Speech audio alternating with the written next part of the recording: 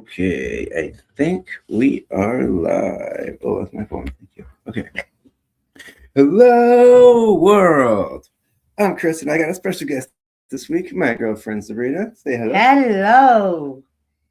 And this week, we're going to talk about our favorite adaptations of A Christmas Carol. But before that, we're going to talk about the weekend box office for last week, and we lost somebody very special to the Hollywood industry. Well, the movie industry in general, not just Hollywood. But wow, we had a major loss that we're going to talk about too. So before we get to that, let's get to the intro, shall we?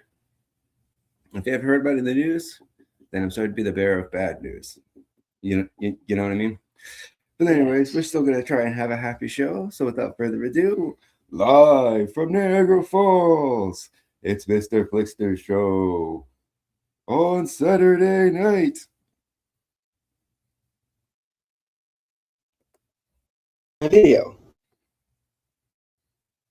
Let's try that again. There we go.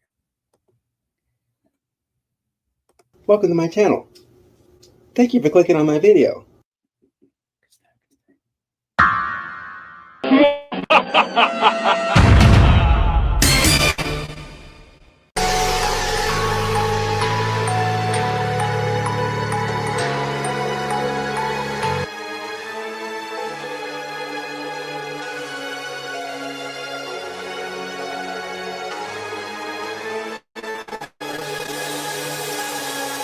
Hello, world. I'm Chris Mytony, aka Mr. FLIXTER. Mr. FLIXTER.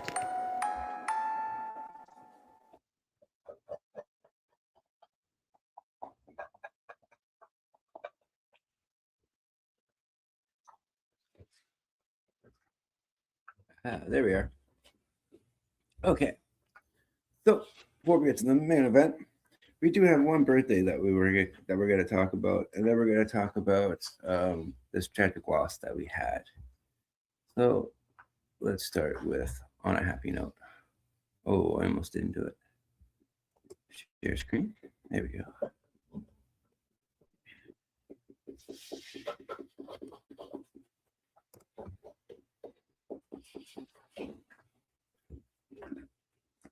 And that birthday is Ernie Hudson. There it is.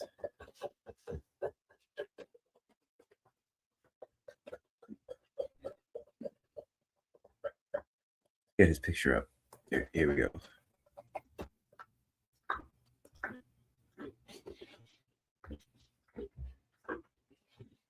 So he was born December 17th, 1945, in Benton Harbor, Michigan. Get this. He turned 80 this year. That's unbelievable. Yeah, can you believe it? Wow. And even now, like the arms on this guy are as big as my legs. Yeah, look at that. Wow.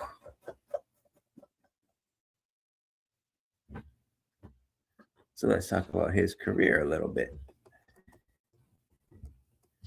Go away. Not sponsored.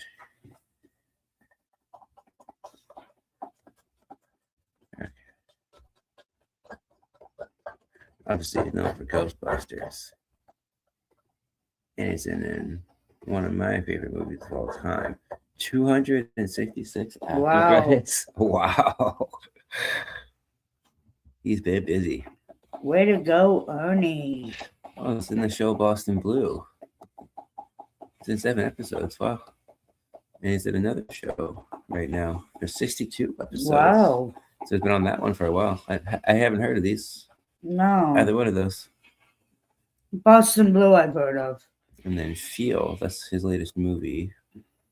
2025. I don't know if I ever.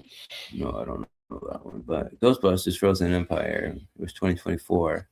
I almost got excited about Quantum Leap, but it's the new one, not the original one that I grew up watching. But he was in 31 episodes, so that's pretty cool. From 2022 to 2024. Oh, yeah, that's right. There was a Star Wars game, and he was in it. That's cool. He must love playing the role of Winston.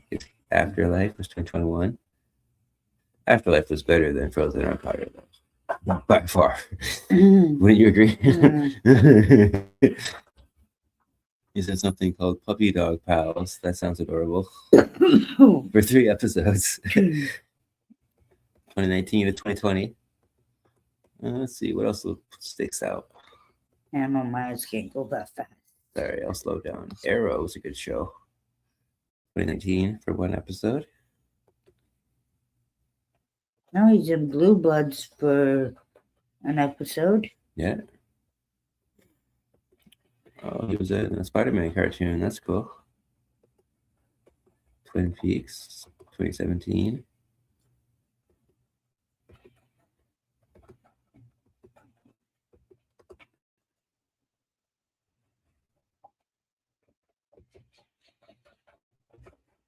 He was in Modern Family for 4 episodes. I didn't know that. 2012 to 2016. I wasn't too into it, but my siblings liked that show. Yeah, I watched a couple of episodes, but that was it. He was in the Ghostbusters remake with all the women in 2016.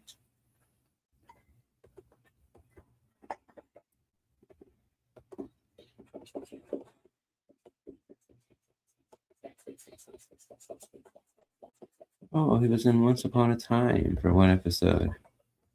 He was King Poseidon. Oh, that's cool. I forgot about that. That was a good show. Hot in Cleveland. That was funny. He played himself for 1 episode.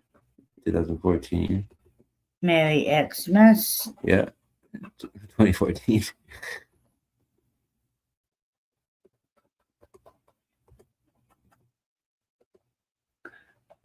The Grim Sleeper. That sounds funny.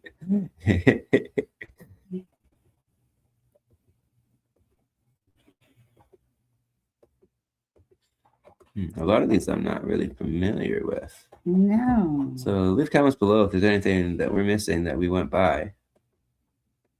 We'd love to talk about it.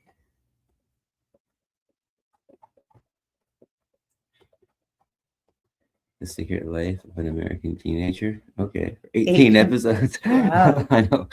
2018 to 2013. And even this one, Transformers Prime for 37 episodes, 2010 to 2013. That's cool. So some of these things you forget because you haven't seen them in so long. It's like that's when they aired, right? Yeah. This generation doesn't know the fear of missing out when you go to the bathroom on commercial break, right? It's on.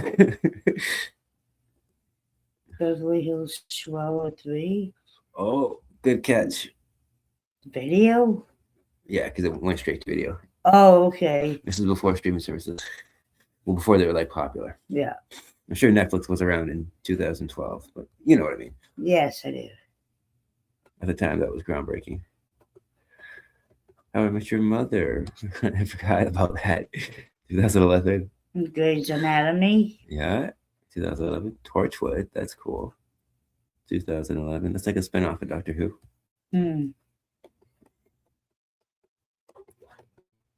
Oh, he was also in Beverly Hills Chihuahua 2. How about that? Yeah. We love that movie too. Well, all Criminal 3. Minds, 1 episode. Yeah. 2010. Law and Order. Jax. He was in that show Heroes. That's right. 2009 for 2 episodes. Oh, another Ghostbusters video game. 2009. That's cool. It just shows his love for the character. He'll come back for it, even if the movie's not great. Yeah.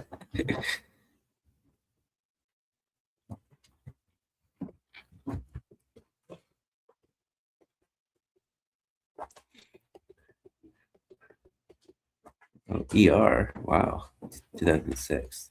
That show was on for a long time, too. 2 episodes for that one. Yeah. Stargate SG-1's a good show.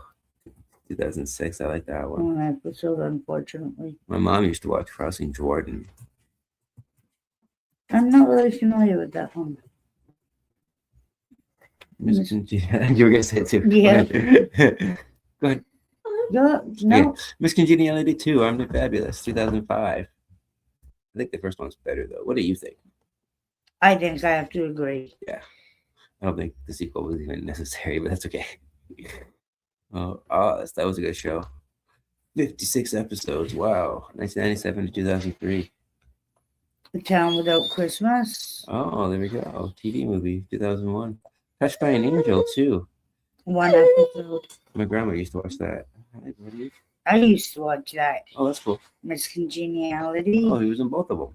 2000.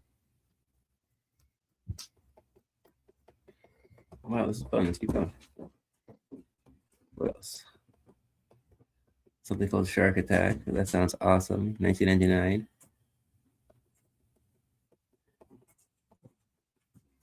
Arliss was a popular show at the time. That HBO show. I don't know what it's about, but Yeah, I don't know. 1998. It was everywhere at the time, though. Mr. Magoo. 1997. They tried to do a live action remake. Remember that? Why? Superman, the animated series, 1997. That's cool. Pee-pee.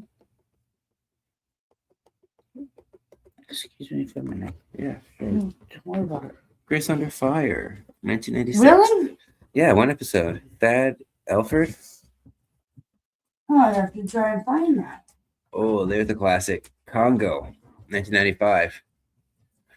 You see that one right there? Congo? That's the one about the gorillas? Yeah, no, I didn't Yeah. watch that Oh, one. you know watch that one. Okay, cool. The Basketball Diaries, 1995. That one had a very young Leonardo DiCaprio. I think that was one of his first roles.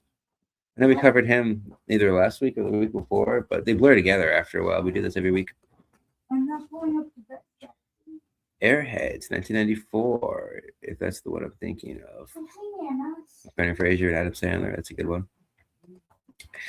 There's one of my all-time favorites, The Crow, 1994. If you're curious about my thoughts on The Crow, I got a video about it on my channel. So I'll leave a link below so that you can watch it. Please feel free. I worked hard on that video. I think it turned out pretty good. I think you'll like it. Tales from the Crypt for 1 episode, 1993. He was in Batman, the animated series. He was just a security guard, but hey, that's cool. 1982. He was in the original Hand That Rocks the Cradle, 1992. You can skip the remake that came out this year. It's awful. No, you gotta let people be the judge of that. True. Ghostbusters 2 was 1989.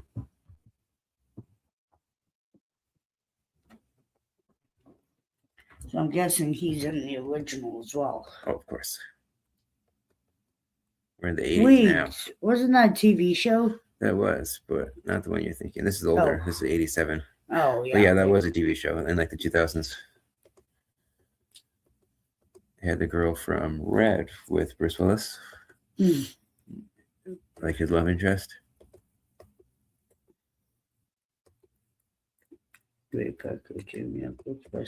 Yeah, the music video. The song Staying Elsewhere. Oh, wow. Wasn't that a soap opera? I don't remember. I don't know. I was a kid. Okay, true. I was 10 years old. Okay, but she was in 6 episodes in 84. I'm not trying to age you. He was in Ghostbusters, was also in 84, the year before I was born. Oh, he was in the 18 for 1 episode in 83. That's cool. And Webster. I just saw that too, yeah. You like that show, right? 83 for 1 episode. The New Odd Couple. That's weird. I don't know what that is. Do you know what that is? No, that's weird. 82 for 1 episode. Let's see what else is there. The Dukes of Hazzard. Oh, Avery. He was only in 1 episode, but still 82. That's cool. Taxi. That's a funny show.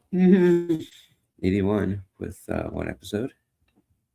Little House on the Prairie, of all things. I never would have guessed that. 81 for 1 episodes. Different Strokes. 81, 1 episode. Too Close for Comfort. Yeah, you know that show? Yeah, I do actually. What is it? I don't know that. It it's kind of like a spin-off of Three's Company, I think. Oh, okay, cool. What episode in 1980?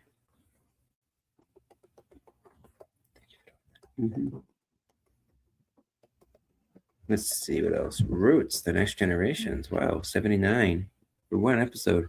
The Incredible Hulk show for one episode in 79 with Lou Ferrigno. You remember that one, right? Mm-hmm. I used to watch repeats of that one. Fantasy Island. How about that? 78 for one episode.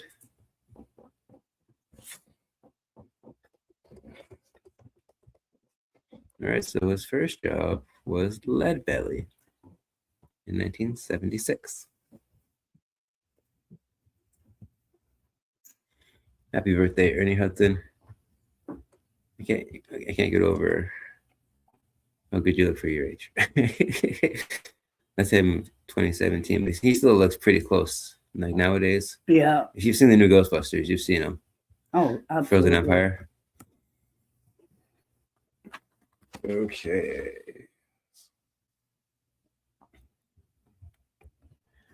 And now, from the bottom of our hearts, will be the bearer of bad news if you haven't seen it or heard about this yet, because I'm sure it's on social media. Oh, it's all over the place. But we lost a legend, Rob Reiner.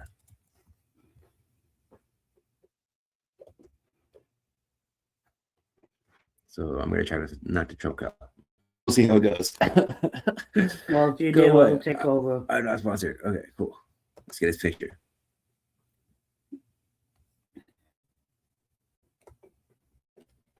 Okay, here we go.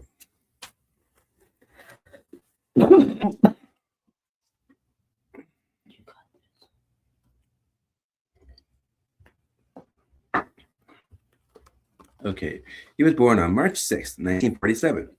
He passed away on December 14th, 2025, in Los Angeles, California. Rob and his wife were found dead inside their home with knife wounds. He was 78 years old, and Michelle Rayner was 68. May they both rest in peace.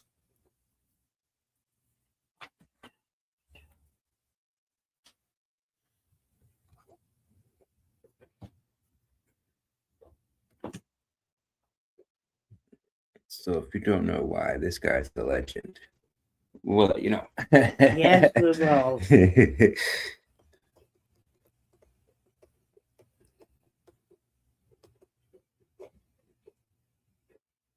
Oh, look at that. He was born in the Bronx in New York City. Yep. That's cool. I did not know that. He's a New Yorker. Okay. So, had only 90 credits? That's just acting. We're also going to do for him, where did it go? Director and actor, because he was in a lot of stuff too. Okay. So yeah.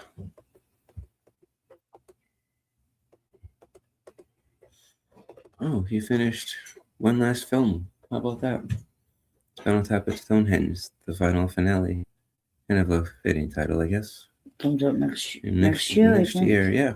I'm not actually wearing my glasses. Oh, he did Spinal Tap too. That did look pretty funny. We have yet to watch that one. Yeah. Albert Brooks, Defending My Life, 2023. See, it even says which ones he directed, so it tells us. Yeah. So let's see what stands out. I'll go slower. Sorry. Well, The Bucket List. I didn't realize he directed that one, 2007. Spinal Tap. Rumor has it's really funny. Have you seen that one? Mm-hmm. Jennifer Aniston, yeah.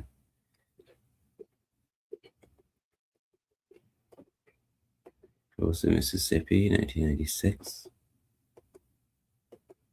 A Few Good Men. A Few Good Men, 1992. Misery. There we go. That's what I was looking for. Yeah. 1990. When Harry Met Sally. And Princess Bride. Of course, The Princess Bride. Stand By Me. Stand By Me. A lot of people forget that, but yeah, she did direct that one too, 1986. The original Spinal Tap, 84.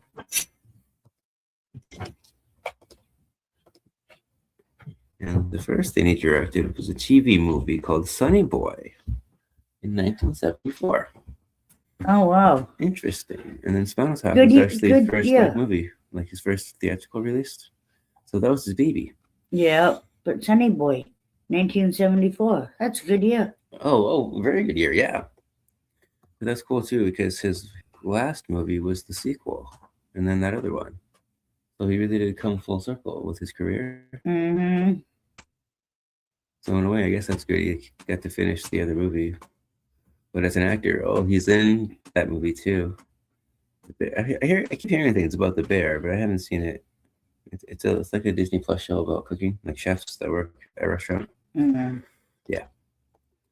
The Good Fight. I hear good things about that show. He was in 2 episodes of that one. The New Girl. He was in 11 episodes. Wow. 2012 to 2018.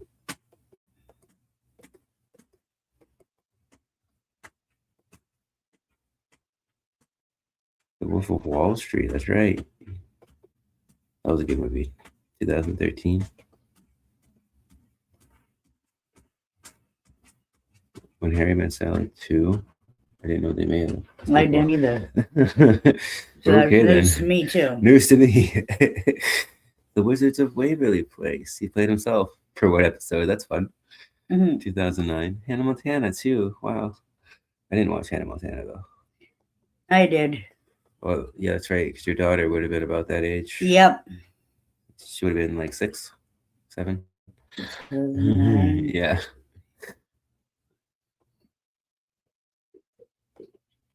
Yeah. So she was on The Simpsons once, too, in 2006. That's cool. The Majestic. That's a pretty good one. 2001. Jim Carrey. Curb Your Enthusiasm. Yeah, 2001. He's the narrator in The Princess Bride. Oh, wait, that's a video in 1999. Okay, that's different. That's weird. Ed TV, that's a funny movie. I haven't seen that in a long time. 1999. Frasier. Oh, he was in Frasier. Wow, for one episode in 98. First Wives Club. Oh wow. 96. That's right.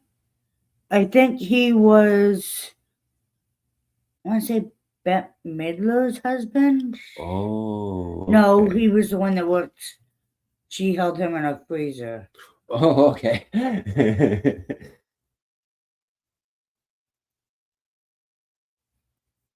I can't remember.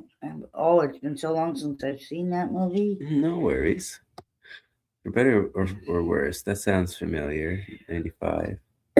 Mixed Nuts. That's a funny one. 94. Were you going to say that? Yeah. Sorry. I beat you to it. Goes Over Broadway. 94. Sleepless in Seattle. Oh, I didn't see that. Good job. 93. Yes, I can talk. Honestly, I can. Oh, he was in Misery. I didn't even realize he's in that movie. He's one of the helicopter pilots. Okay. 1990. Postcodes from the Edge. I think it's cool when directors just randomly pop up in their movies. So some people think it's tacky. I think it's cool. They just want to be in their movie for like a split second. Yeah. They don't want to be like the star. Peter Jackson's known for doing that a lot. Throw Mama from... Oh, sorry. Were you going to say that again? Yep. I keep doing that. Sorry. That's okay. 87. Oh, he was in the original Spinal Tap in 84. The Jerk. Oh, that's a good movie. Yeah. 79. Is it that old? Oh my goodness. That made me... Okay. Steve Martin. Archie Bunker's Place.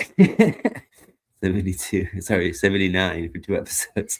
Archie Bunker's Place was after Edith had passed away. Oh. And of course, All in the Family. Yeah. 184 episodes. He was Meathead. That's right. Yep. Wow. So that probably was his big break then, like how we got his name out there. What's the expression? Household name. Yeah. Oh, The Odd Couple. There we go. The original for 1 episode. The Rockford Files. Oh, I didn't even see that. Thank you. Welcome. 76.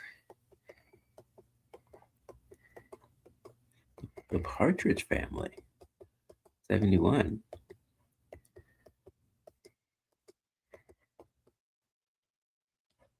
The Beverly Hillbillies. Oh, yeah. 69 for 2 episodes. The Smothers Brothers. Oh, do you like them? I was not really familiar with them, but I know my mom used to watch the Smothers Brothers all the time. My mom used to watch Smothers Brothers too. I think our moms are about the same age. Yeah. Gomer Pyle.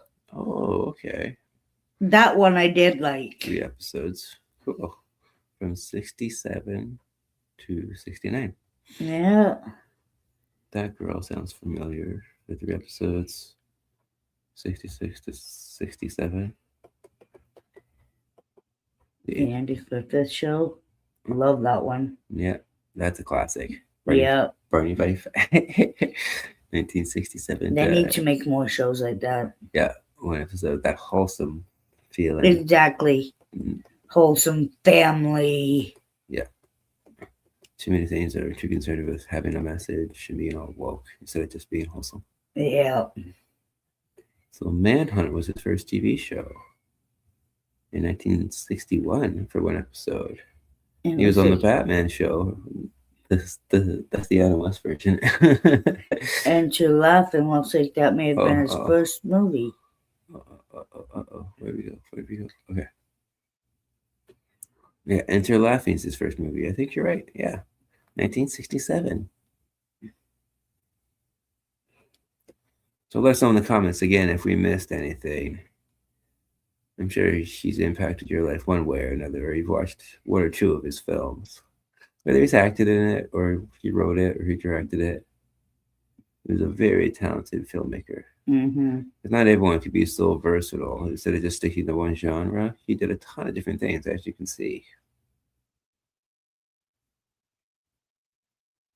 He's one of those one-of-a-kind talents.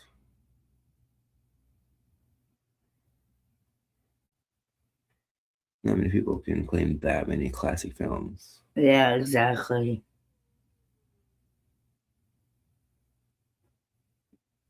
I thought Jax was outside.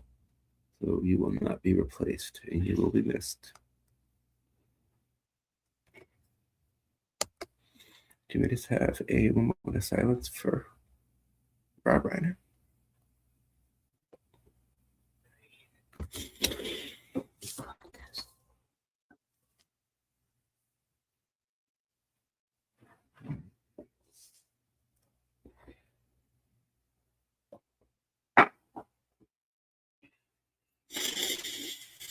Try your mustache. Thank you.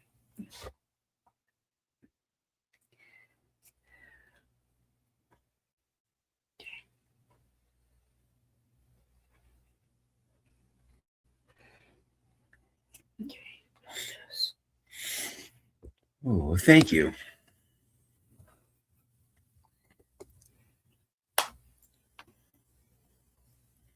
So let's go back to us. Here we are. Oh, wait. No, we're not. Here we are. Mm. So no comments yet. That's cool. So now that we've covered the bad news and a little bit of good news too, I wanted to start on a little bit of a happy note, but I wanted to dedicate a little bit more time to Rob Reiner than it would the average person. Absolutely. And now that we've done our mode of silence, and I think we've pretty much covered everything with that. Yep. So let's move on to the weekend box office update. Oh, sorry. You're slightly out of frame, dear. Here we go. That's okay. There we go. Okay, so here we go. The show must go on. And what a weekend we had last week.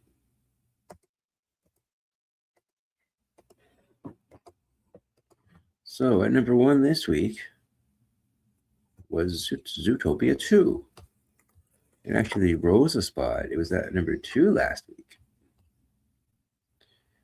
It made $25.8 million.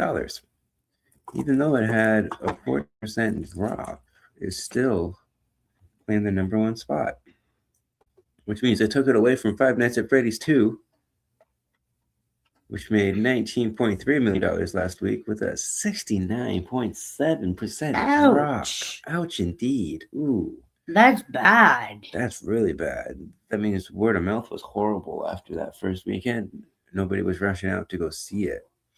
It even had almost as many theaters as Zootopia. It even gained theaters. Holy crap, that's really bad. So it has $95.3 million.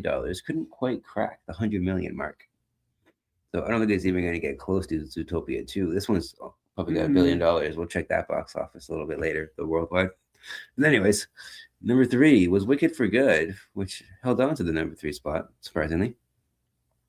It had $8.5 million this week, but 50% drop, almost 51. But it still made $312.1 million. So that's pretty good. It's been out for 4 weeks. It dropped, but it looks at 505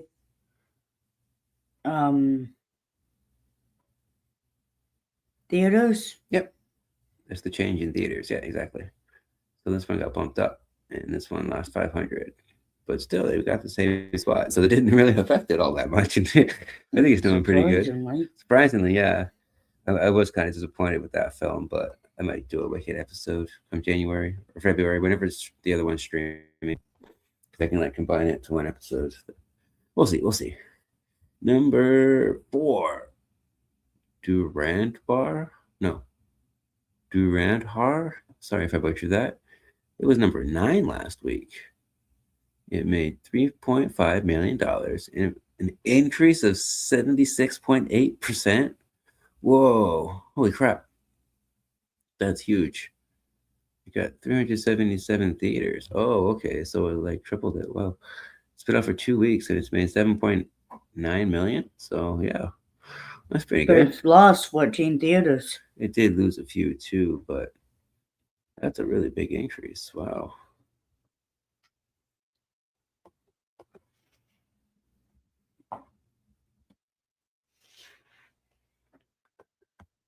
So at number 5, we have Now You See Me, Now We Don't. This one keeps hanging on to the top 10.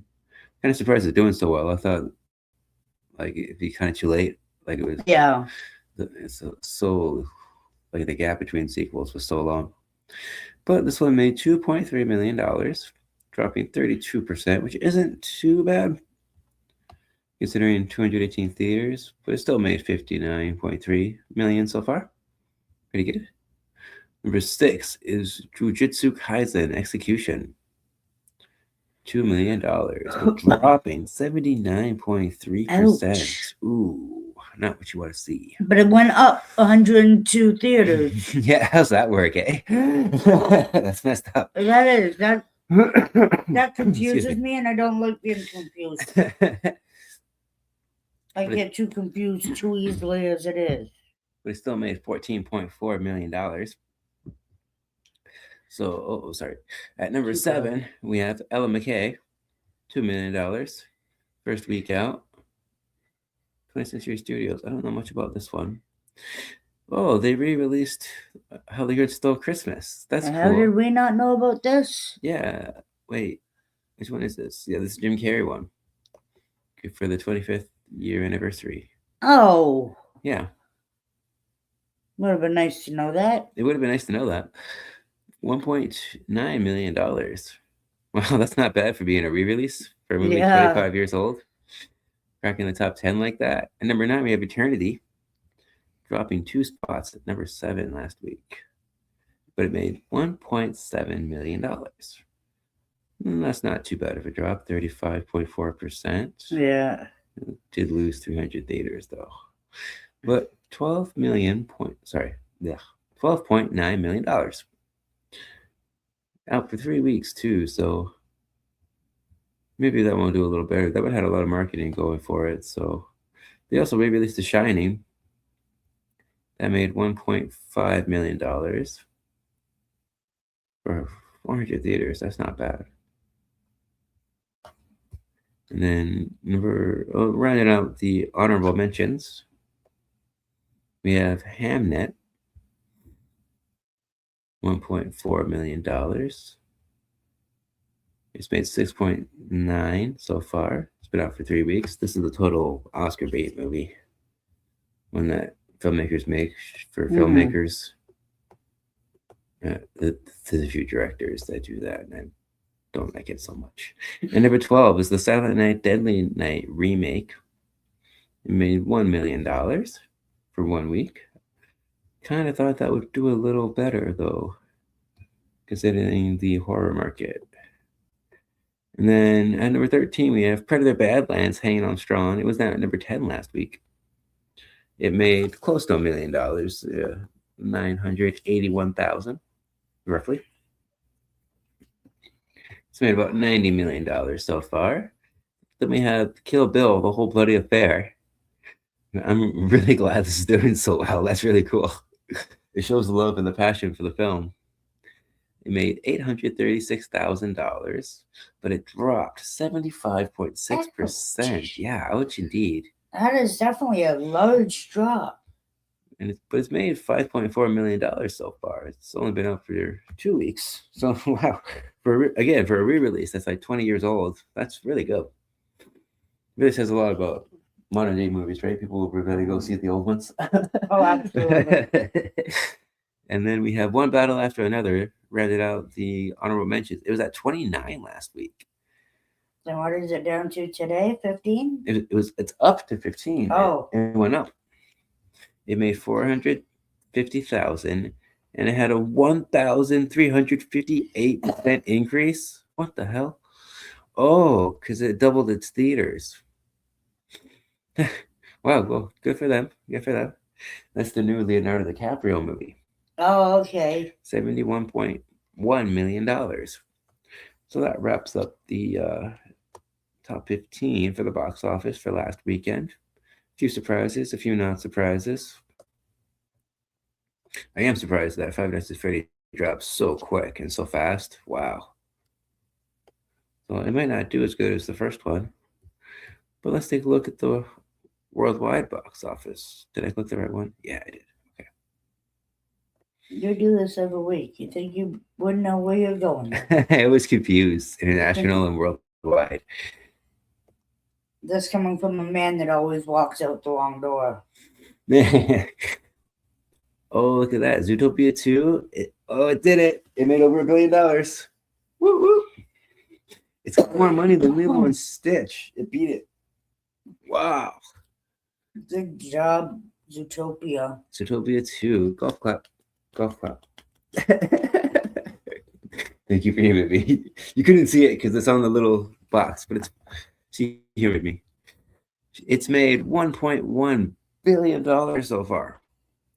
And Lilo and Stitch has made $1,038 million so far.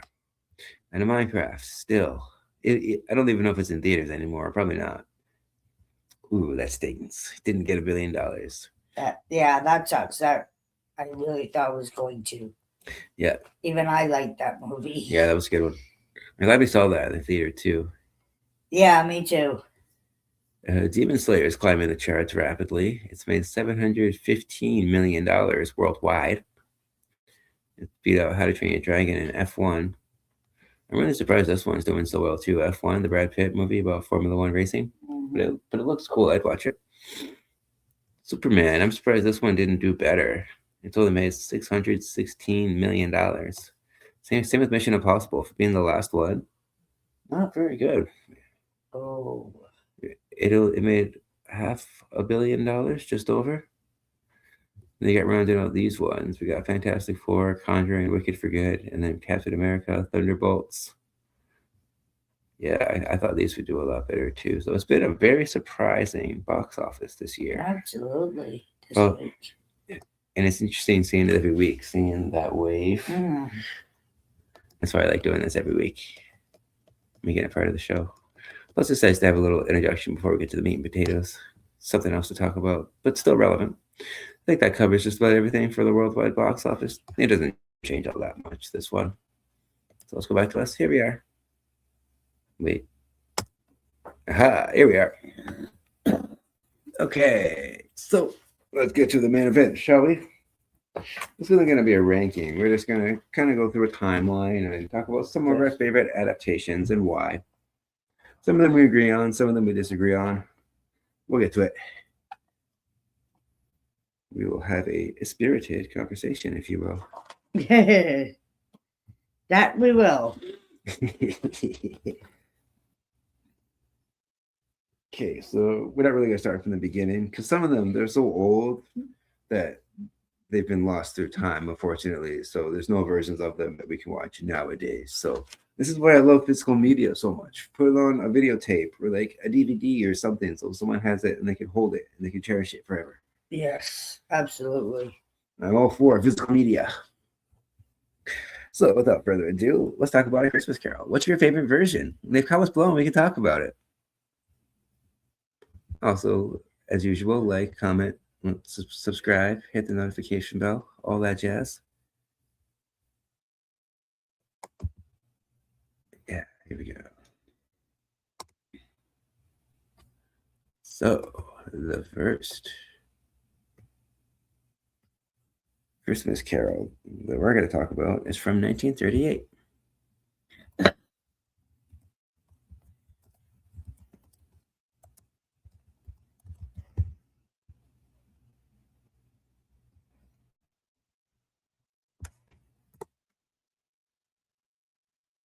Of course, it's not one of the first ones that pops up, so they go to the page. So here's a list of some of the ones. Some of these we'll touch on, some of them we won't. But if we left any out, just leave them in the comments below. 1938. Thank you very much. You're welcome. So I love these classic posters when they were hand drawn. So much more tender love and care was put into it. Time, love, and care. Is it tender love and care or time, love, and care? Tender. Tender, cool. But time works too.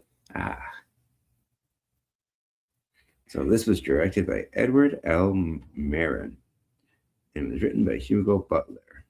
The Christmas Carol was written by Charles Dickens. This one stars Reginald Owen as Ebenezer Scrooge. The budget, unfortunately, wasn't available, but the worldwide box office was $229 million. No. Oh, no, you're Literally right. $229. Oh, you're right. She literally wrote that down, but I don't know where I got the million from. So you reading the other ones, yeah. $229. Thank you. Thank you very much. What would I do without you? And that one? Yeah. There's, I don't know if you're able to read it, was somebody that was uncredited. Oh, okay. So I wasn't sure. Sure.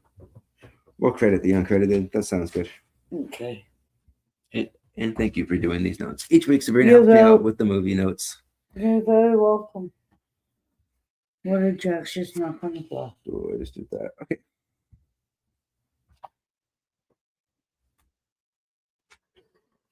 So some of the things that I like about this one is for the time, it is pretty groundbreaking stuff. I mean, there are a few cop-outs, like I don't really like how Marley was invisible, but they do have some cool things going for it. Like they do that see-through effect.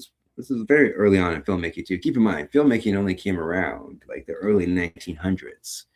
And like the first one that I can keep track of was 1910, I think it was. I didn't write it down. But yeah, I think it was around 1910. That was a silent film. And then even Thomas Edison made his own version too. He got into making movies after a while. But unfortunately, those have been lost to time, so we couldn't watch those. So the earliest one that I could find was 1938.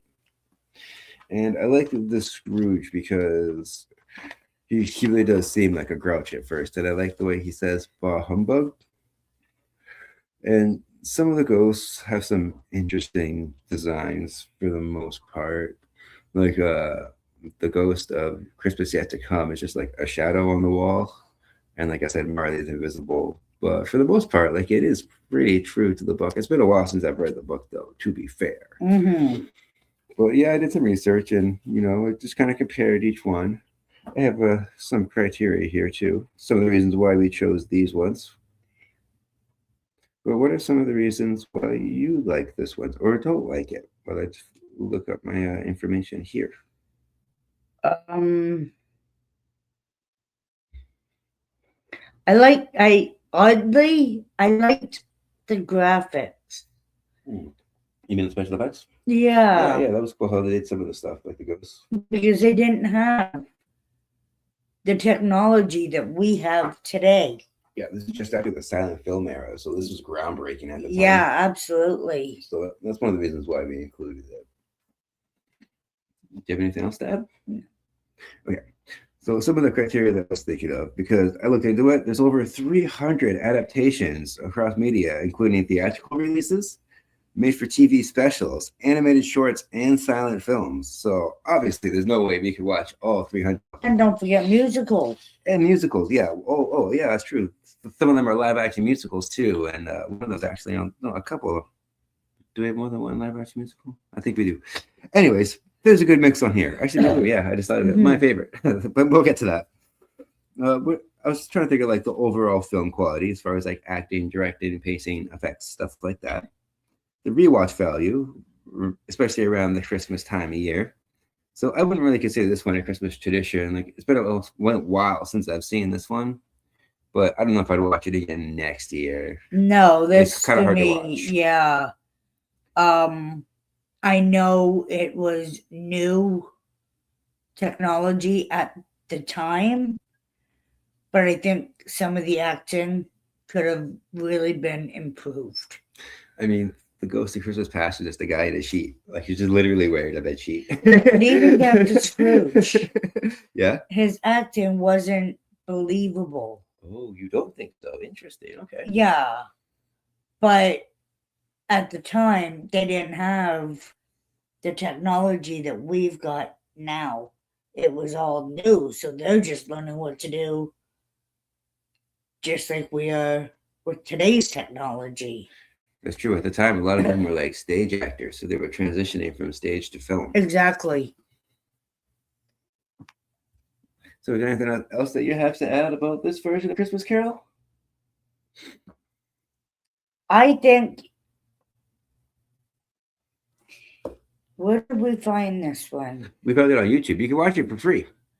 I think for you folks at home that really you like classic movies, check it out. You might have a different opinion than me.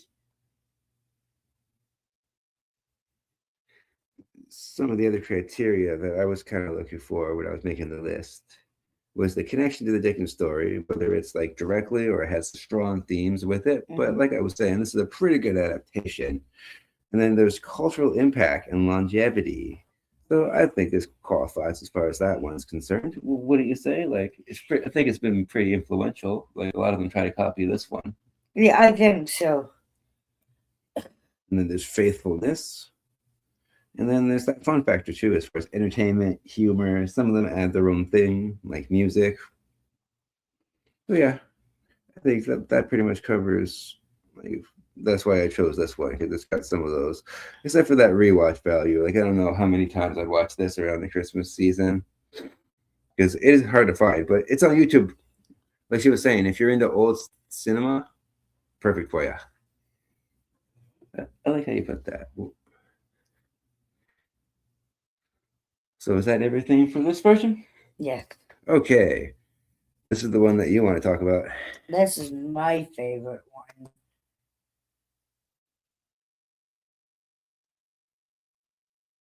As soon as the computer cooperates. Yeah, sorry, folks. My computer's being slow tonight. Refresh.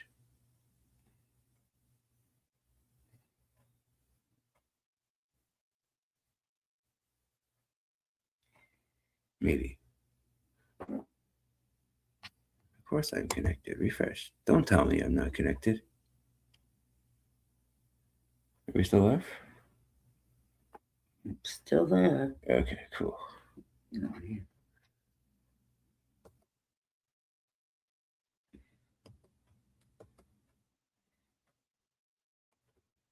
Yeah, I'm still connected. Yeah, I'm connected. Okay. We'll just refresh this page. It's your computer being temperamental. Yeah, it's been doing that tonight. Sorry, folks. I wonder if it's got something to do with the wind. Possibly.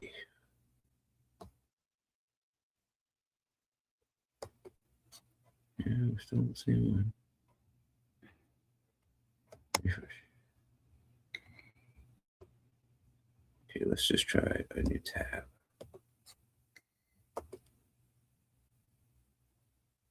There we go. Okay. Christmas. Did I spell that wrong? No. Share.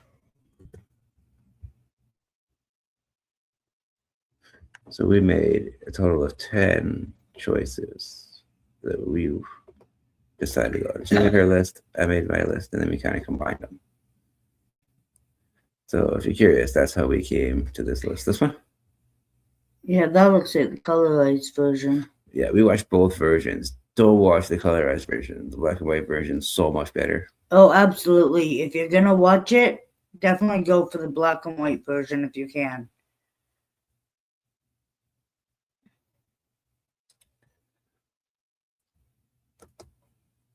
Come on, you can do it.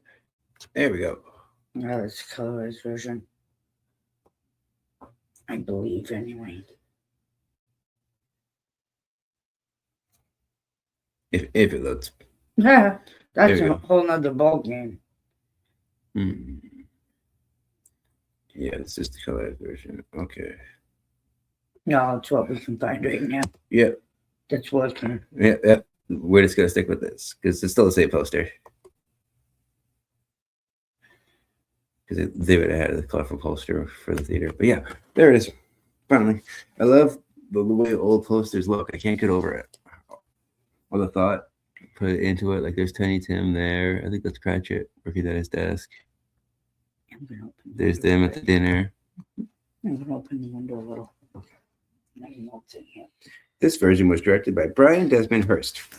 It was written by Noel Langley, starring Alistair Sim as Scrooge.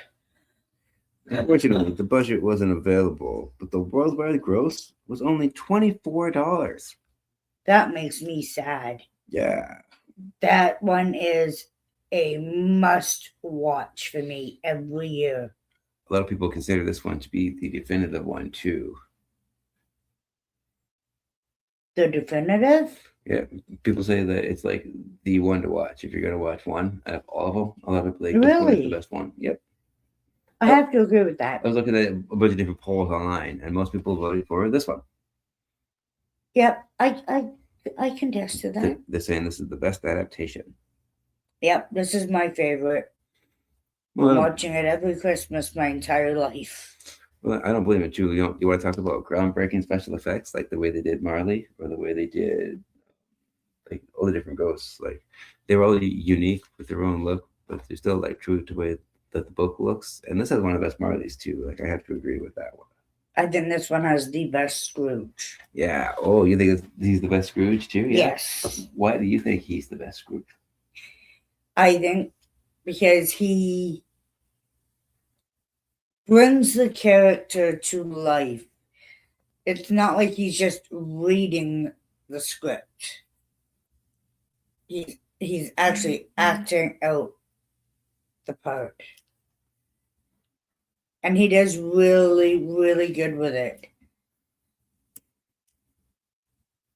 And fun fact about Alistair Sim. My great aunt and great uncle worked on the set with Alistair Sim. They were building the set. And considering he plays the Scrooge, he was nothing like his character portrayed. He was the nicest man you could meet. Kind of like how he was at the end of the movie. That's awesome. She tells me that story all the time, so I'm really glad that you shared it for everyone else too. Of course. Because that's one of the That's personal part of stories. my history. That's Exactly. That's what's so personal for you too. long history. It explains that personal connection to this Yeah. film for you too. Yeah. So I don't know if I need to be reading the synopsis for IMDb for all this one. People know the story of A Christmas Carol. I mean, Yeah. Well, there's been so many adaptations. in case you don't know, It's insane. in case you are not familiar and you've lived under a rock your whole life, Ebenezer Scrooge is haunted by technically 4 spirits on Yes. Christmas 4. Eve. Yeah, everyone forgets about Marley. Don't forget Marley. But he warns them that 3 other ones are going to be coming on Christmas Eve, and if he doesn't change, then he's going to have a very dark future ahead of him. So that's basically the gist of it. A picture of the house just now. Yeah, I got to get Alistair some. There he is, in black and white. Yeah. The way it should be. The black and white version is so much better. But oh, for sure. I'm just an old cinema kind of guy. I love black and white movies. I've watched the black and white. I've watched the colorized, and I would definitely stick with the black and white version. By far the best. To me, it adds more of a dramatic effect to it. Absolutely, I have to agree with that. I love the way he says humbug too. Like he growls it. Humbug. Yeah. It's really cool. Well, what are some other things you like about this one? Like the way they did the ghosts, or I love how when Marley burst into his room and he sent his food flying. yeah, that's a good moment. How he was pretty much completely see-through. At the time too, this is before CGI, so it would have been like all camera tricks and practical effects. Yeah, exactly. But I also liked when he went up the stairs. When Marley was on his deathbed. Yep. And he went upstairs and he got the woman sitting at the top of the stairs and the Undertaker. Yeah. Oh, was that ever creepy? Very creepy moment. That's one of those moments, like you were saying, in the color version, it really loses that dramatic effect. Oh, absolutely. It's not as creepy in the color version. Yeah, for sure. I was going to say something else too, but I lost it. Oh, I do that a lot. You're having a me moment, are you? Yeah. And that coming around, the way that's really happy, that's a really good moment too, because you feel like you earned it too. When it's like, I didn't know that I know, but now I know I don't know. Yeah. Like the whole thing, he stands on his head, dancing around. Yeah, that's one of the best epiphany moments that the Scrooges have had too. So I have to agree. Oh, for sure. Like he is a better Scrooge. Yes, one of the he better is. ones. I agree with that. If I could only watch one adaptation of A Christmas Carol for the rest of my life, it would definitely by far be this particular episode or this movie. Oh, okay, cool. But it has to be the black and white. For me, that'd be a different version, but we'll get to it. Do you have anything else to add for this version of A Christmas Carol?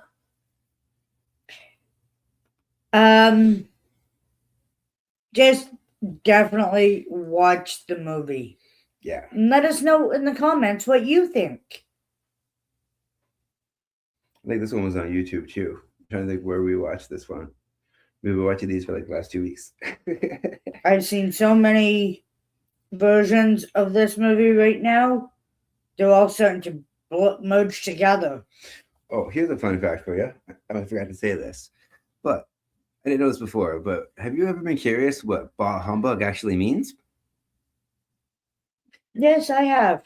Oh, thank you for hearing me. I wasn't expecting you to say that. We did rehearse that. We did. I wasn't even looking at it when I was talking. That's funny. Anyways, it's an old English interjection showing contempt or disgust, like a scoff or a huff. Bah. So, like you could say in front of any other stuff too, but humbug specifically was an old term for something that was deceptive or fraudulent or something that wasn't to be taken seriously, a hoax or nonsense. So that's the reason why he says it. Because he thinks Christmas is all nonsense. Which makes sense now. I've always wondered what that meant. I never really knew until I did my research. Yeah, it's disgusted nonsense. Yeah. Or disgusting nonsense. Yeah. So I think that about wraps it up for this version of A Christmas Carol. What do you agree? Do you have anything else to say? No, I think I've pretty much said everything about this movie. I can't rate this movie high enough. Yeah, this would be like top tier for you, right? Like gold standard. absolutely. Like, yeah, this is the version to Absolutely. watch for you. Cool. Everyone's got their version. What's your version? We can talk about it in the comments. 50 years. And as far as I know, I've never missed one Christmas that I didn't watch it. It's not Christmas till you watch this version of A Christmas Yeah, Carol. for sure. Unfortunately, it's not really played on TV much until Christmas Eve. Unfortunately. But it makes sense. That is when the story takes place. Yeah, but it conflicts with Miracle on 34th Street. Yeah, that's another Because classic. it's on at the same time, different channels. Oh, no.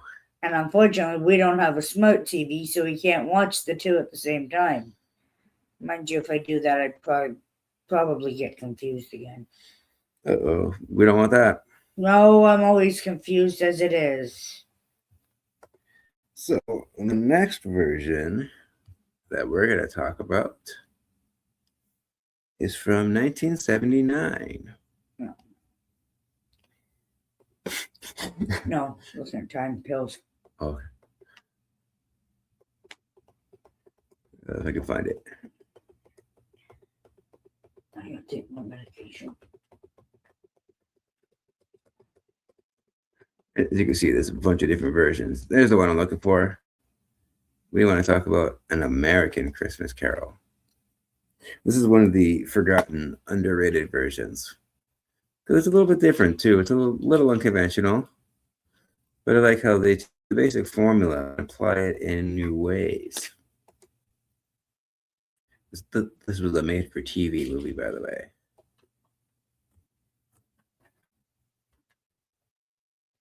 It was directed by Eric Till. It was written by Jerome Cooper Smith. It stars Henry Winkler as the Scrooge character. But he's got a different name in this one. I think it's Benedict Slade. But anyways, even though they change all the character names, the story's still there. And I like how they do this thing where he goes around and he's basically like repossessing stuff from these different people, like his clients.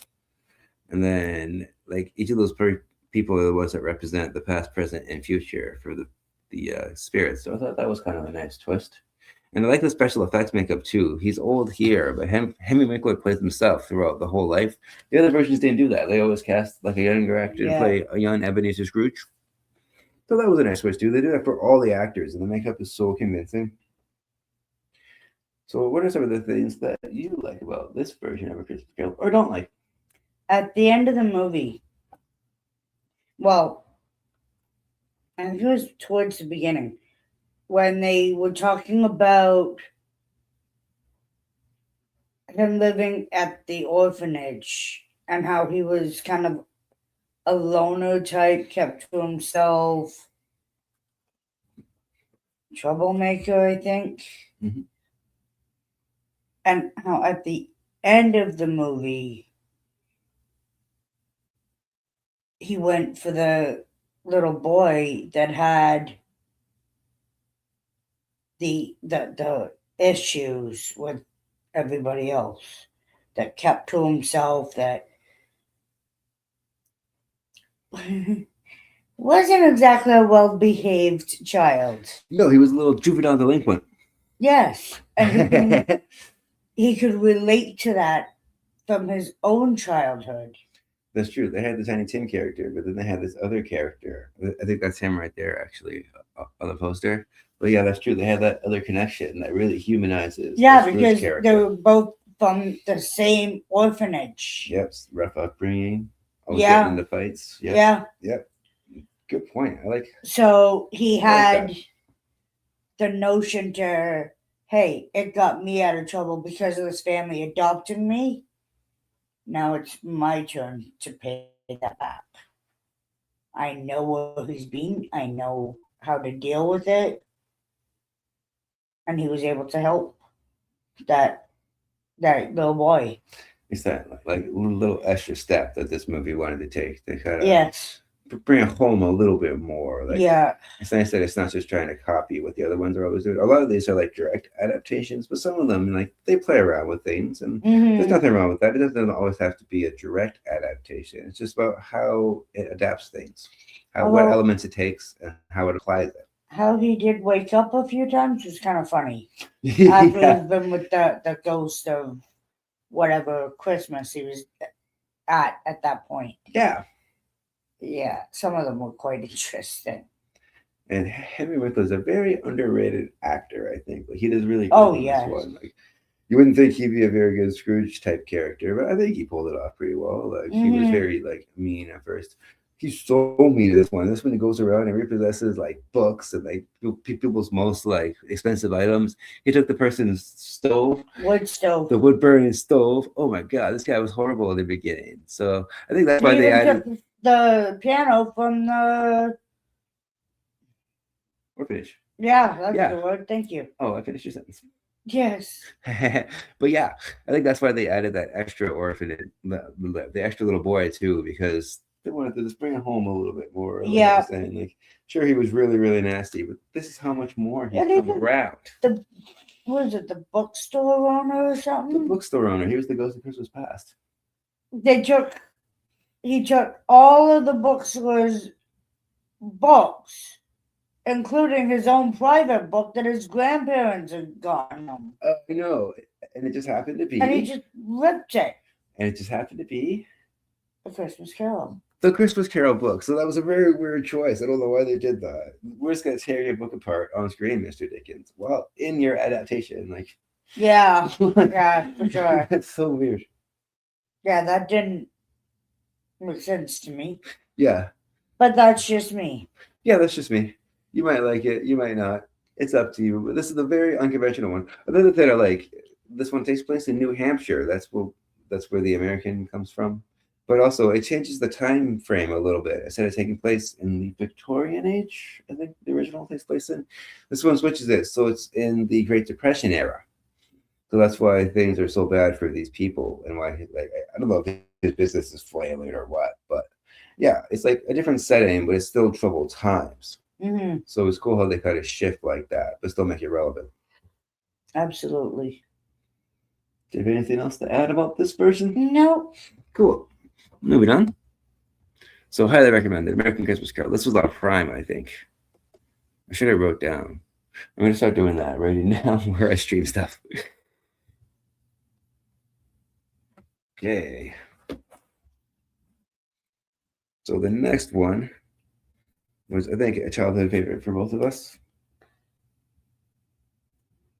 Yes, that was a short one, right? Yeah. This one's really short. It's only like half an hour.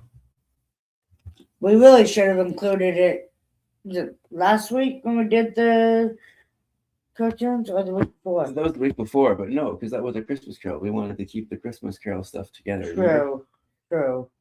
We wanted to leave room for other ones that people might not know, or like the newer stuff, like Shrek the Halls and stuff like that. But yeah. And if you're curious, we're talking about Mickey's Christmas Carol. There was some debate about where to include this in our Christmas videos, but ultimately it is a Christmas Carol version, adaptation. Here it is, from 1983. So they take all the key elements and they do a very condensed version of the story. But still, they get the point across. Here's the poster. I'm just a sucker for hand-drawn animation. And I like seeing it more. That's what I talked about Klaus last week. This version is really cute. This has one of the cutest Tiny Tims. And I'm even including the Muppets Christmas Carol. But we'll get to that one. We don't want to get ahead of ourselves. But I like how they incorporate the different well-known Disney characters, and not just the classic original ones, but ones from other movies too, like Jiminy Cricket. Then you have the characters from Mr. Toad, and then you have a few other ones. I don't want to say too much in case you haven't seen it, but yeah, Chip and Dale even show up.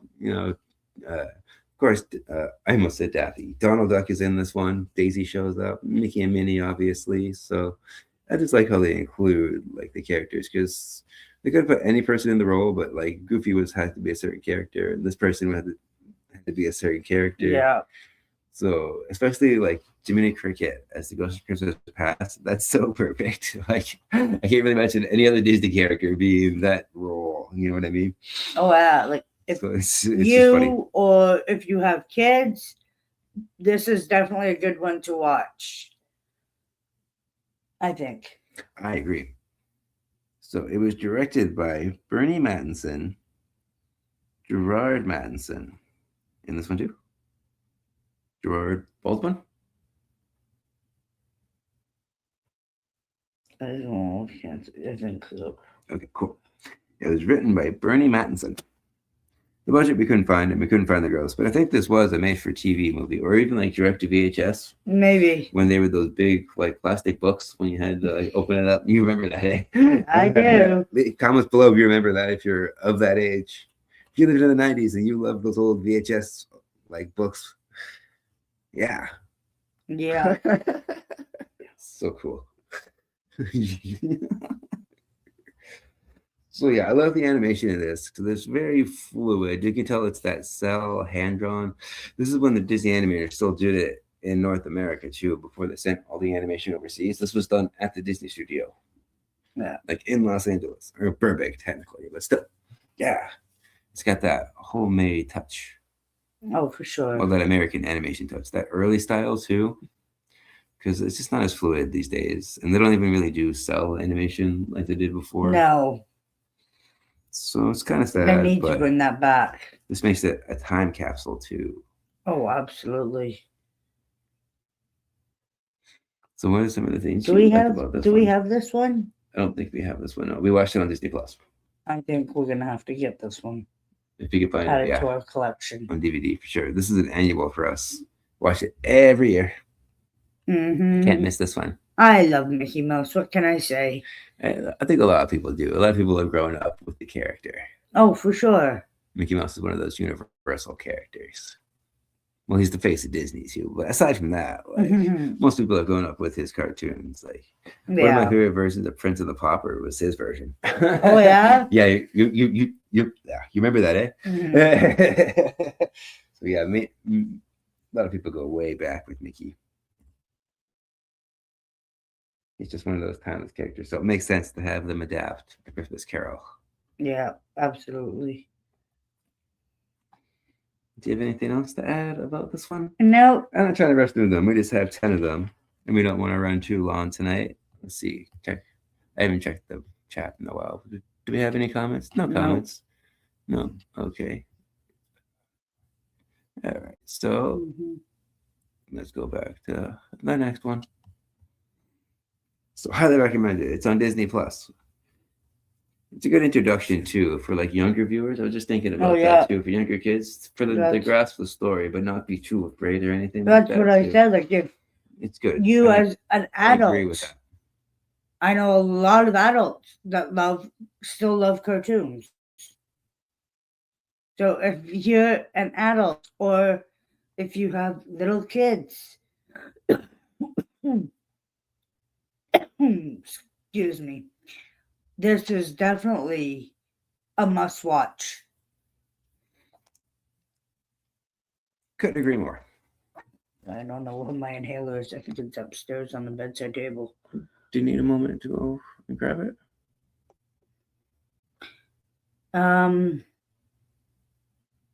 What? How many are we on now? We are on number 5. After this, we're halfway through. Next up is 1984. Okay, I'll stick out as long as I can. Okay, I appreciate it. If I start coughing too much, then I'll go get my inhaler. No problem. Thank you for the warning. So this is Christmas Carol, 1984. I think a lot of people are familiar with this one because it was another made-for-TV one that they aired every year. Yeah, this is an annual. Never watched it until this year, but I see it on the guide every year. Yeah, the George C. Scott Yeah. Scrooge. Yeah. He's a pretty good Scrooge too, but we'll get to that. It was directed by Clive Donner, written by Roger O'Hearson. George C. Scott is Scrooge. We couldn't find a budget or a box office for this one either, but that's okay. Some of these just don't have a box office when they're on TV. And again, this is before streaming services. So one of the things I really like with this one is the atmosphere. They really set up, especially like cinematography. This one looks so much colder, I think, than the other ones did, even though it's basically a beat-by-beat adaptation. That's one of the ways it stands out. Like the winter scenes outside, you can kind of see here in the poster. But even like inside, even inside Scrooge's bedroom, just feels colder than the other ones. It was hard to describe. Maybe it's like the lighting that they used too, or like the way the sets look, the way they painted the sets, or the costumes. They used darker colors for the costumes. And what I didn't like was Jacob Marley. I think it was this one. When he came in, he wasn't translucent. Yeah, that's right. For some reason, they did the other ghosts like that, but not him. So, yeah, that was a good choice. They didn't really do the out of the window scene either. Yep, that's right. Some of the stuff toward the end, they kind of rushed by. Had to spend more time on other things. So, like the flashback scenes were a little bit more extended too, especially with like his ex-wife and like his sister at school, stuff like that. But it does hit all the same beats. I was trying to keep track of like all the certain scenes. Yeah, that you gotta have. I wasn't overly thrilled with this one. Oh, interesting. Okay, what are some of the other things that you didn't like about it? That's fair. Not everyone's going to be a fan of all these movies.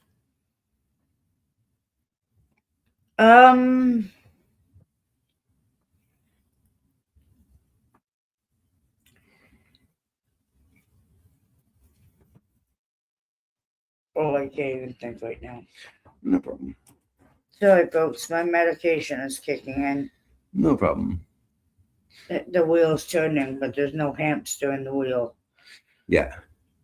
But some of the things that we noticed were how they approach different scenes, even though a lot of them hit the same beats. It's the same story, but it's interesting just seeing the way they stage certain things, like how he scolds the employees about the utilities, or about how instead of donating, he just completely denies those people that come in, or how about he rejects the nephew's invitation. Even the way actors play different characters. Yeah, they do a lot of these pretty well. But some of the things, like they even include the door knocker scene, the carolers. But some of the things they spend a little more time on than other things, like the school scene. They don't really spend that much time on the Fezziwig scene as much as the other ones do, that party scene in the beginning. So yeah, like the Ghost of Christmas Present. The pudding scene. They don't say the singing in the pot, like in the copper. Yeah, singing in the copper pot.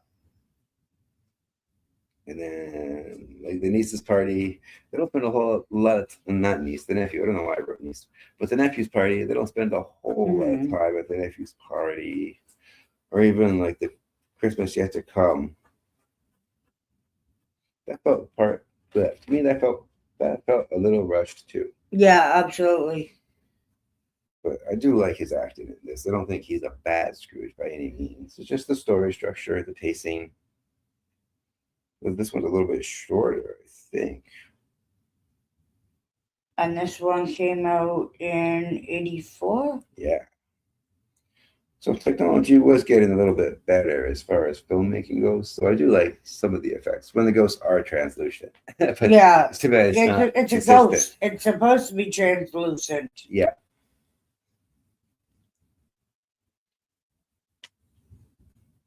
Especially like the way the Ghost of Christmas Present like grows and shrinks. That's really cool. different ones do it differently too. But yeah, this came out of the time where effects were getting better, so they're improving. And the chains for Marley wasn't as big or as long. Yeah, I didn't really like the Marley actor in this one. Mm-hmm. Let's see. Let's pull up the I have to cast agree with real you. quick.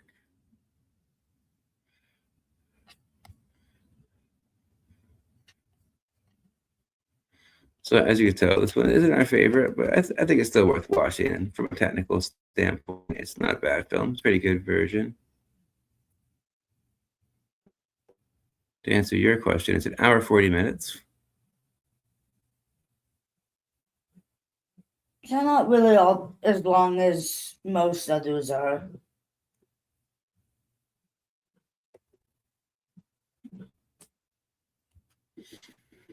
There we go. Marley was Go Away. Not sponsored.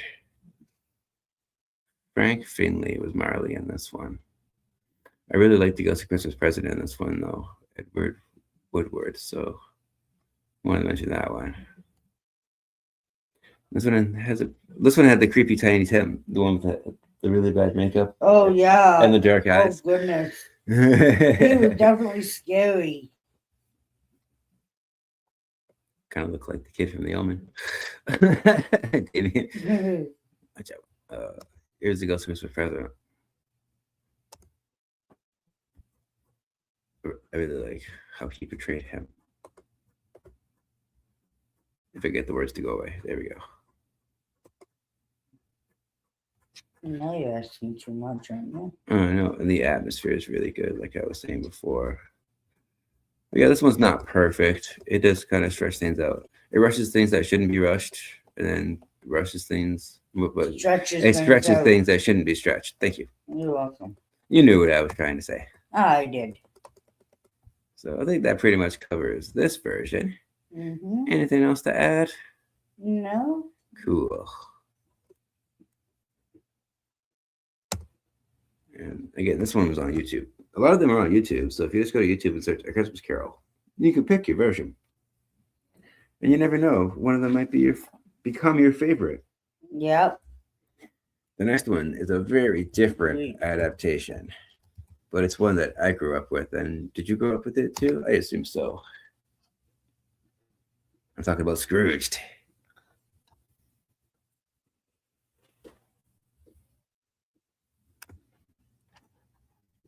In 1988. Yeah. I was 14. Yeah. This one's cool because it's a modern adaptation. There wasn't too many modern adaptations list. Did you notice that too? Most of them are period pieces. Even the American one, it still took place in a different time period. Yeah. But present day, the 80s, but still, this was like a present day modern adaptation. Modern for the time. This one, of course, was directed by Richard Donner. Yes, the Richard Donner. It was written by Mitch Glazer and Michael O'Donoghue. Michael O'Donoghue. Sorry if I butchered that. And it stars Bill Murray as the Scrooge-type character. This one was made on a budget of $32 million, and it made $60 million at the box office.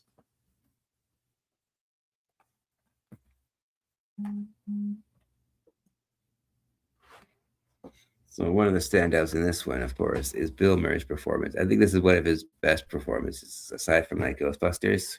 This is up there too, or Groundhog Day. That's another classic Bill Murray movie. But I don't know, this one is up there because this is a different kind of Scrooge character. Like they don't have exactly the same scenes as all the other ones. It doesn't necessarily hit all the same beats. I don't think this one has a Tiny Tim character at all.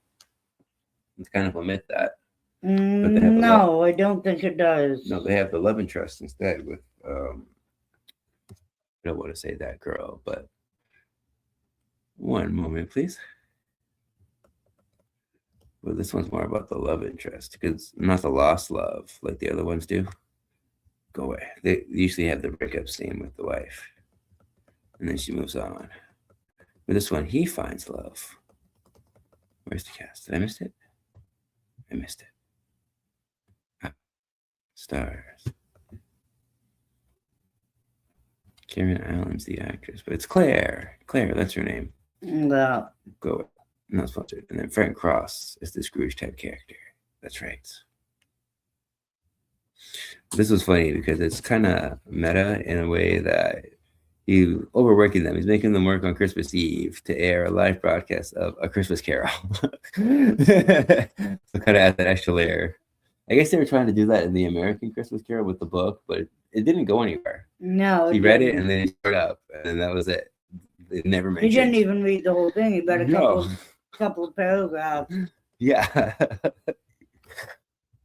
But as for Scrooge, I think one of the stands out for this one is definitely how they interpret the ghosts, because they're so drastically different from absolutely what the other ones look like. Like we have the cab driver, we have the abusive fairy, and then the Reaper is usually pretty typical too.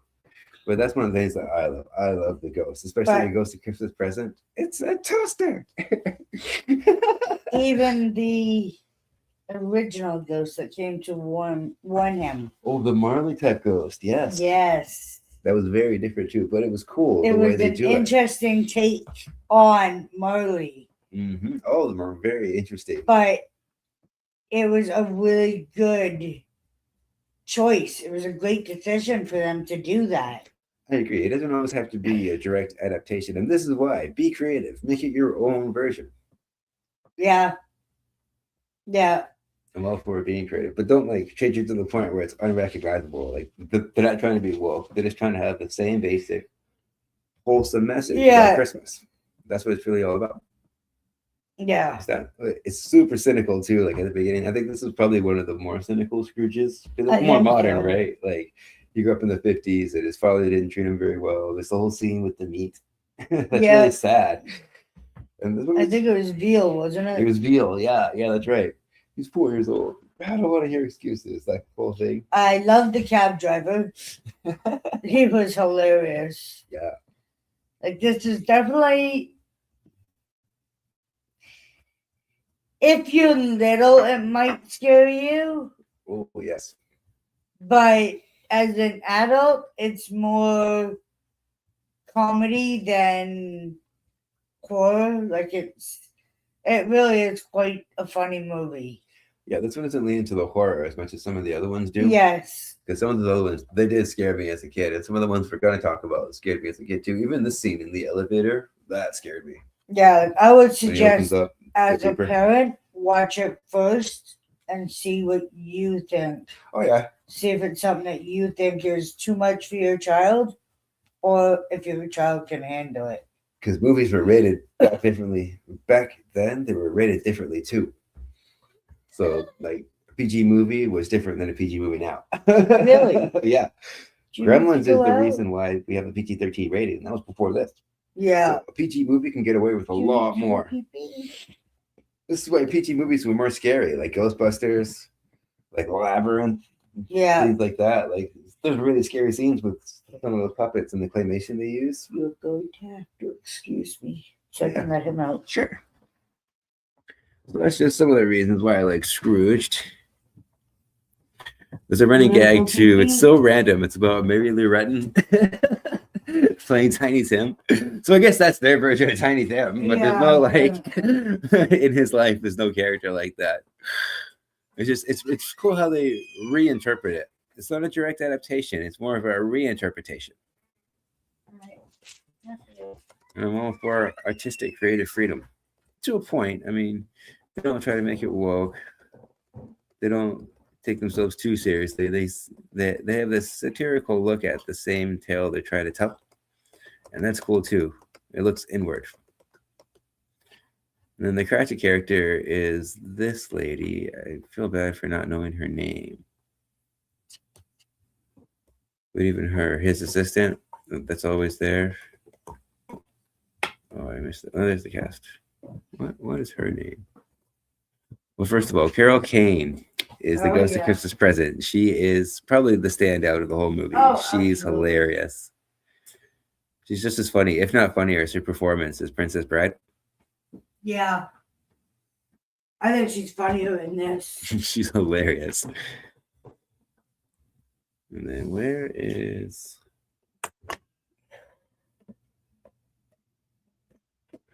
or the one that you like, Christmas Past, was played by David Johansen. Oh, okay. He's funny too. I think this is the one I'm looking for. Alfre Woodward plays Grace, his assistant.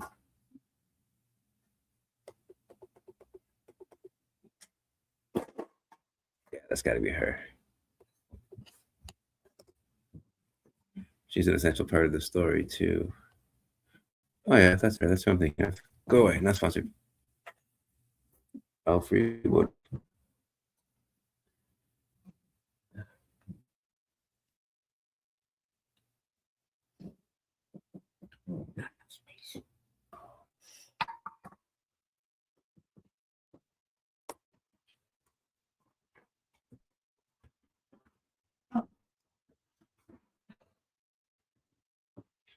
And Jamie Farr even has an appearance. Same with Buddy Hackett and Scrooge in the televised version that they're trying to air. Robert Goulet is in it. Lee Majors. This cast is stacked in this one. So there's a lot of reasons why to love Bobcat Goldthwait. Sorry. There's a lot of reasons why to love this movie, especially since it's so unconventional. It's not what you would expect. And even the title, it's hilarious. It's got multiple meanings. So yeah, that's why we love Scrooged. Yeah. Highly recommend. This is a must watch. Oh yeah, this is an annual for us. I've actually got this one on the PVR. Cool. I have it on DVD too. So let's poster one more time. I love this poster too. It's so clever.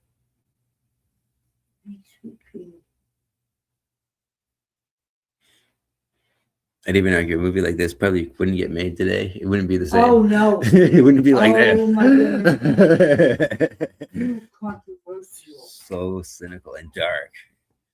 But it's still funny. Like dark humor. It's not for everyone, folks. No, it definitely is not. So, I think that about covers that. The next version, I'm super excited to talk about because it's my favorite version. And that is A Muppet's Christmas Carol from 1992. Streaming on Disney Plus. It's got my favorite Scrooge too. So this was directed by Brian Henson, son of Jim Henson. And it was written by Jeremy Jewell. Michael Caine is Scrooge in this one. It was made in a budget of $12 million. And it made $33.2 million at the box office. So that was a lot from back then too. It dominated. I remember when this came out. I don't remember seeing this in theaters when it came out, but I do remember having this on video and seeing it a lot. Like this was on repeat at my house at Christmas time. We're a big Disney family, big Muppet family. I'm a sucker for puppets, especially Muppets. And so that's sort of like what we were saying with Mickey's Christmas Carol. I love how they take well-known Muppet characters and a little bit new ones too, but where they include them in the story is really clever. Especially with Fozzie, is Fozziewig instead of the Fezziwig character. That's just good wordplay. Yeah, yeah. And I kind of like how they have Gonzo as Charles Dickens. So he's telling the story to the audience directly. So the other ones don't really do that. They don't have a Charles Dickens character. Yeah. So that's one way that it's unique, aside from Talking Phil. And the music in this. I love the music in this. I was trying not to sing along as I was watching it with her. I want her to actually hear it. But yeah, it was so good. Especially that Marley and Marley song. That's the highlight. And then the opening song with Scrooge. That's a really good one too. And then there's one that Kermit sings with Tiny Sam. It's so sweet and heartfelt and touching. What about the Marley and Marley ghosts? And the Marley and Marley ghosts. Yeah, that's what I'm talking about. We'll go to the pictures. We gotta go to pictures for this one. But the way they did that too was really cool.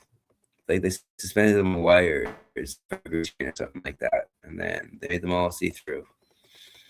So one video. Because some of the stuff is just better to show pictures. I should do that with the other ones too, but that's okay. Let's go here. Go away. Not sponsored. Okay. Here's that's a good picture. I love the way they do the chains too. There it is. There's a subtle detail where they're trying to warn Scrooge, but they're being pulled away by the chains by some unseen force. I'm assuming it's the ghost of Christmas yet to come. But it's off screen. They get pulled into the darkness while they're trying to finish their song. It's a nice touch. This scene really scared me as a kid.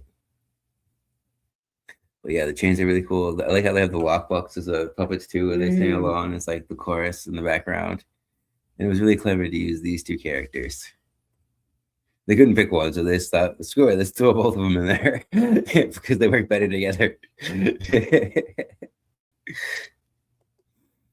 But one thing I didn't like was the Ghost of Christmas Past, because it is just unsettling. Go away. You're covering the screen up. So let's see if I can find it here. So many pictures.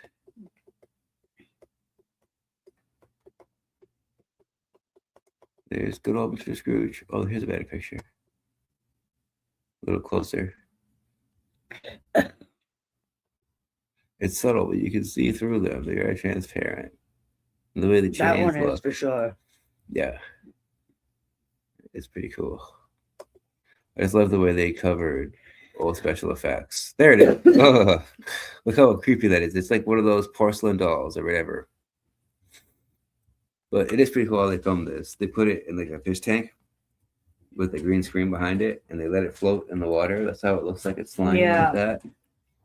So it is cool how they, from a technical standpoint, how they achieved all this. And think about it too. They built the set, the whole set that they were walking on, but that was on top of a stage that's only like 3 or 4 feet high.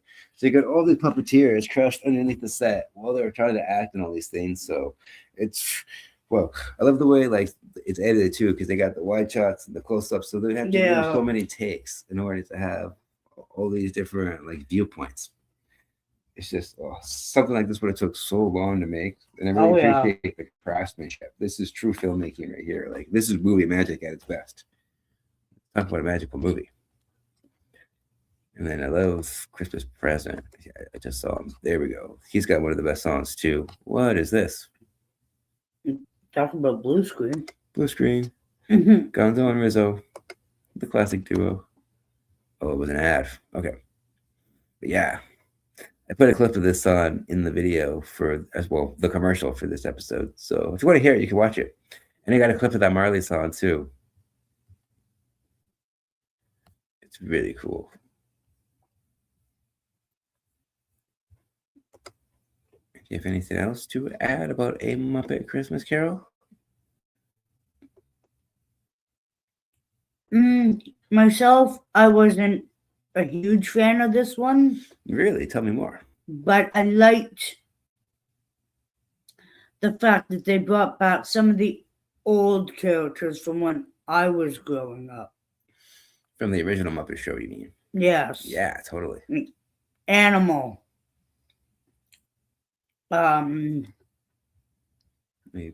Beaker, and I keep forgetting his name. Yeah, me too. But yeah, these Beaker, two. The chef.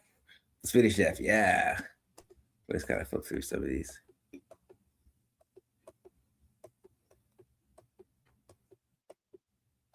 That's a good picture. They've always got those pigs. They've always got the chickens. Yeah. Animal in his band. Sam, the eagle, yeah. Good call. Like the pig there. He's always in it. They have that little bunny. Yeah, it's cool how they have him walking around too. You don't usually see the whole Muppet moving around like that. There's a scene with him skating and stuff. It's really cool. You did a little bit way back when I watched the Muppets. Or was it the Muppets? The original show? It might, yeah. I think it might have actually been Sesame Street. Oh, yeah, it's still technically Muppets. But here's a good picture of some of the original cast. I like that. That's a really Yeah. good picture.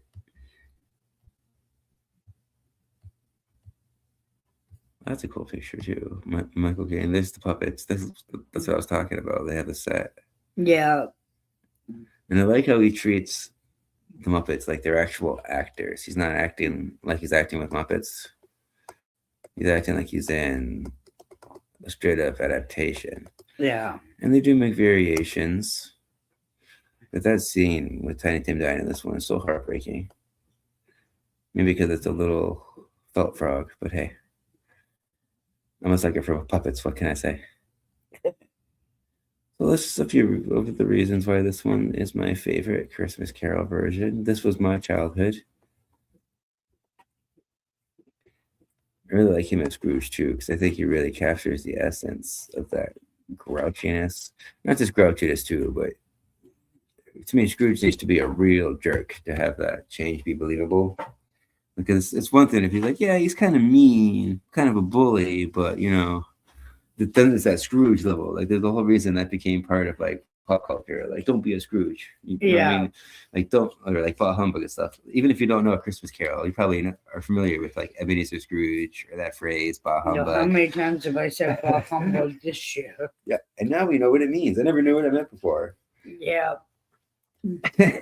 So that's funny, but it's a very nuanced performance too. Like, he doesn't always growl it. Sometimes he just like says humbug to himself, or like even when he's acting with the puppets, he's not acting. He's not like looking down at the puppeteers or anything too. He's looking at them right in the eyes. And I just appreciate how he's taking the role seriously. That's one of the stipulations he had. If he was going to do it, he was going to take it seriously. Yeah, exactly.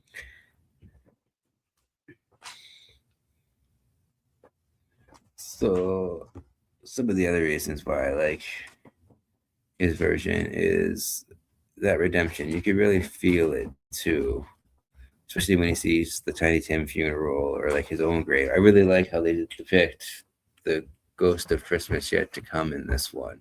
Okay. This is one of my favorite reveals too, when he sees the tombstone. So I really think he sells it with the acting. He acts his butt off in this one. Good for Michael Caine. This is one of my favorite roles of him. I'm not even a huge Michael Caine fan, but I love his Scrooge.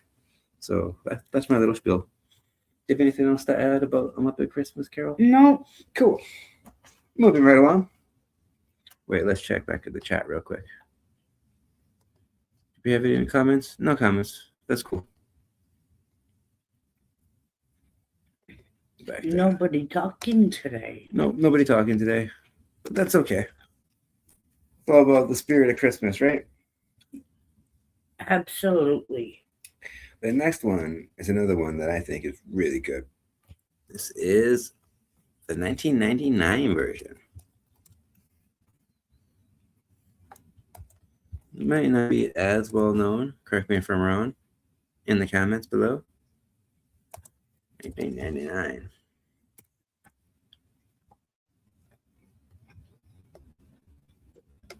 This one has Patrick Stewart as Scrooge. And that might sound like an odd choice at first, seeing Jean-Luc Picard or Professor X as Scrooge. But when I was doing my research, I found out he actually did a one-man show of A Christmas Carol where he played all the characters. So he actually knows like the play version inside out and backwards. So I thought that was pretty cool. So after hearing that, I was excited to revisit this one. This is one I watched a long time ago. It's been a while. So I was glad to watch it again. I really like how they do the effects in this too. For a made-for-TV movie, it feels like it's one of those big budget, like theatrical movies. Like, it's very theatrical. It's very dramatic. The ghosts are pretty cool, pretty standard. They don't make any variations, but again, this is a very by the book adaptation. No pun intended. I just realized what I said there. But I'm getting ahead of myself. 1999 was directed by David Hughes Jones. It was written by Peter Barnes, and it stars Patrick Stewart, like I said, as Scrooge. But there was no budget or box office. Again, made for TV. This is, again, before streaming services were a big thing too, and technology is coming along a little bit more now. So that's why I kind of want to start at the beginning. We can see the evolution of the filmmaking. Absolutely. About how they take the same story and how they can reiterate things or change things around and reinterpret them. It's really cool.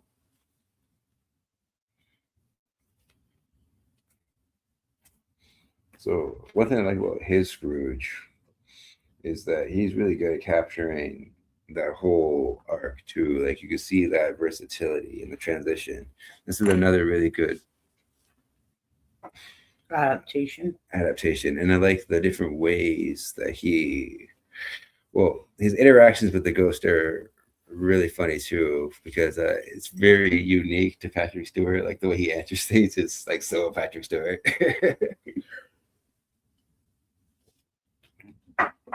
So it does take some getting used to it if you didn't grow up with this one.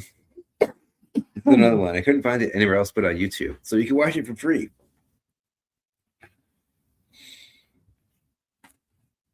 Unfortunately, I did not get to see this one as I was dealing with doctor's appointments, getting my car fixed and everything. So I missed this one and the next one. But that's okay. I can just kind of fill you in a little bit. Once you've seen one version of Christmas Carol, you've pretty much seen all the other versions, with the odd few, like Scrooge. That one's a little bit different. American one's a little different. But yeah, I do like how they do the ghosts in this one. It's pretty unique the way they do some of the makeup. Like the Christmas Past ghost is really bright and it kind of looks like it's more candle-like than some of the other ones I've looked for. Some of them look directly like a candle. It's like, oh, why? And then especially, I like how they did the Ghost of Christmas Present in this one too. He's just got a very majestic feel and look to it. Maybe I can find them. But yeah, I love the production design, cinematography. They really went all out. It doesn't feel like a made-for-TV movie. Sometimes you watch it, it just looks cheap. You know what I mean? Yeah. Not here. He really loses himself in the character. That's what I'm trying to say. And that strong bond between him and Tiny Tim and his nephew. When he makes the reconnections, like you really feel it. Patrick Stewart is such a good actor. It might even be Sir Patrick Stewart. I believe it is. Yeah.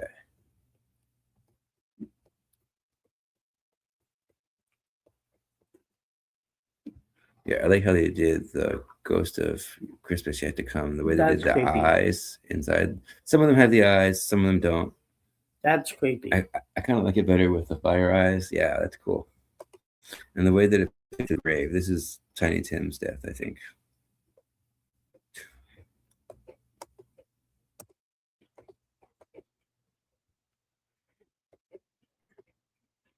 Oh yeah, I like how they did that too. It shows him in the bed and he pulls the sheet back. I mean, this is a very dark version. It's more dramatic, very atmospheric. That's him when he's older. They usually age him. Some of the versions too, I noticed, they have the two children of men and women, ignorance and want. But especially beware of that boy. But not all adaptations have that. Which is odd. Because they're kind of significant, his change. Because that's what it's all about. Scrooge only loved one thing.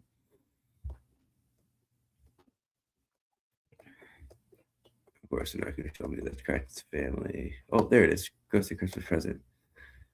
There's something about like the way he's wearing that and like the way they did the coat and a great big scruffy beard. A robe. Thank you. Yes. Kind of like a house coat. Yeah. Kind of. But yeah, it's pretty cool. They really have to sell the look. So the costume design is fantastic. You can see him walking around the town here. There he is. That's how I was trying to find him sitting there. And he's massive, and then he shrinks down a bit. I like how they do that too. He puts out the candle for the Ghost of Christmas Past. Some of them don't include that either. Some of them have it, the snuffer. Some of them don't. Sometimes the Ghost of Christmas Past is played by a woman. The other ones usually weren't, though. So it's odd that they would just change the gender of that character. Yeah, exactly. Well, just the Ghost of Christmas Past, like you can see here. I like how they did that. That's really cool. Hmm. And then there's the Marley type character. I really like how they oversized the chains and they made them That's see through. Marley? Yeah. Oh, okay. So, I mean, they went for like a darker tone for this one. Yeah. Like they wanted this one to be scary. This is more of a horror story, I think, than the other ones are. It leans more on the horror elements than the other ones do. Okay. Whoa. My water's empty. Want me to go get you some more? Oh, yes, please. Sure. Oh, here's a better picture. You see him up close? He's even got the bandage. It's a subtle touch. But this one, it focuses on the subtle details too. I should mention that. Like, it's very, very close when it comes to being faithful to the book.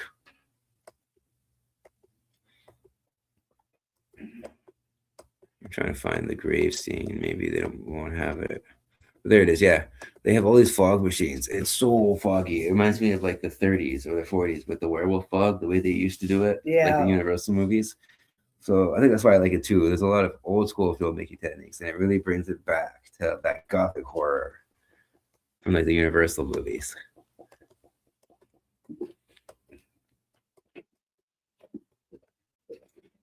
Which one were we watching that Marley did not have the bandage on? He put it on just as he was leaving. Oh, you're right. I think that was the George C. Scott one. Maybe the viewers know. Leave comments below if you can answer that. I don't know. That didn't sit well with me. No, some character traits gotta be there, or else it doesn't feel like the character. Exactly. This is one of my favorite Fezziwigs, though. I liked him as Fezziwig. Okay. I will go get myself water and grab you some too. Yeah, but you've seen this actor before and stuff, right? He's in all stuff. He's Fezziwig. Yeah. He's my favorite Fezziwig.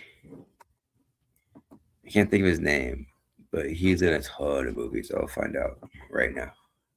My favorite Fezziwig is, well, my favorite Christmas Carol. Of course. Ian McNeice, that's his name. Albert Fezziwig. And then, of course, Fozziwig is another favorite Fezziwig. That's so good. If they didn't do that, people would be mad. Why didn't you do Fozziwig? But yeah, that's some of the reasons why I like the Patrick Stewart 1999 version. It's darker, it's harsher, it's a more grouchy, more cynical. Like, it's a very strange if you're not used to it to see Patrick Stewart this way. But he's such a good Scrooge. And of course, I love the way he says humbug. That was a factor. I included a bunch of different humbugs in the commercial for this episode too, so you should watch it so you can see the variations. It's so interesting, in my opinion.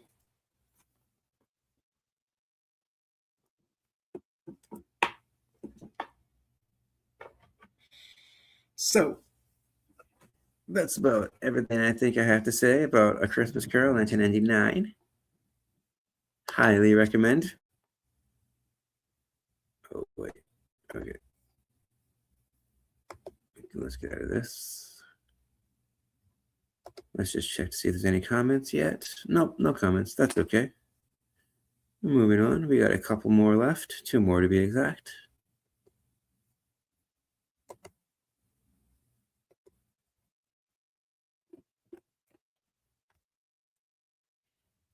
This next one I think is the fun one too because it's so unique.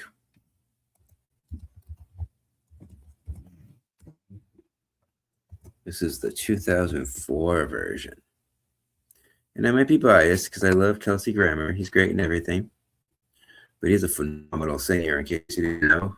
He's in other like musicals, especially like Broadway shows. But that's why I like this one. This is a film version. Well, it was a made-for-TV movie, but still, it was a film version of the Broadway musical. Or maybe the West End musical. But yeah, there was a musical theater adaptation that was separate from the original stage play. And that's what this version covers. So the songs were all done by like Alan Menken, and it kind of has this Disney musical feel to it. but don't let the made-for-TV movie like stifle you or anything like that. Like a lot of people hear that, and there's this stigma that made-for-TV movies are not good. This one does not hold back on production value. The cast is huge. They got all these wide shots and giant like dance numbers. This movie is phenomenal. So if you love Broadway musicals or like movie musicals in general, I highly recommend this version of A Christmas Carol. And Kelsey Grammer is really good as Scrooge too. He can be grouchy, curmudgeony. I love the way he says "bah humbug." Kelsey Grammer just has one of those distinct voices. Like nobody else could play Sideshow Bob on The Simpsons like Kelsey Grammer. Just like he played Beast in the newer X-Men movies too. So he's very versatile. He's pretty good at the voice acting, so he knows how to control his voice, and he's a very good singer. I really liked him in Finding Neverland. I don't I don't think that ran for very long, but he's good in that Broadway show. I don't think there is a film adaptation of the Broadway version of Finding Neverland, but there should be. That cast album is fantastic. But anyways, I'm getting sidetracked. This version of A Christmas Carol was directed by Arthur Allen Seidelman, and it was written by Mick Deckrin and Lynn Ahrens. Sorry, Mike Deckrin and Lynn Ahrens. Sorry for butchered that. Kelsey Grammer was in it. It was made on a budget of $17 million. So it wasn't cheap. Well, I guess based on compared to like box office standards nowadays, it would be. But hey, yeah, no worldwide because like no worldwide gross. Because like I said, made for TV movie. But still, this is phenomenal. Right off the bat, too, you can feel the scale and the lavish extravagance, the pageantry of it. It really does feel like a Broadway show. Go away. So just so you can get a sense of like what it looks like.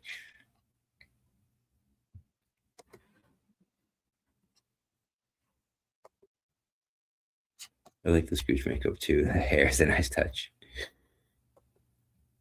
And I love the way he says, bah, humbug. I was talking about Kelsey Grammer's voice and how it's so versatile. Like, he can voice a lot of different characters, but he's got one of those recognizable voices. It's like, hey, that's got to be Kelsey Grammer. Like Sandra Bob. Yeah. But he's also a very good singer, too. A lot of people don't know that. He kind of sings on I The didn't Simpsons. know that. But yeah, yeah, that's true. The boat. Yep, the boat. Yep. That's the Ghost of Christmas Past. Yeah, she's creepy. Yeah. No, sorry, that's the Ghost of Christmas Yet to Come. I should have figured they're in the graveyard. Because the other one's played by a different lady. But yeah, I love his mutton chops. It's a nice touch.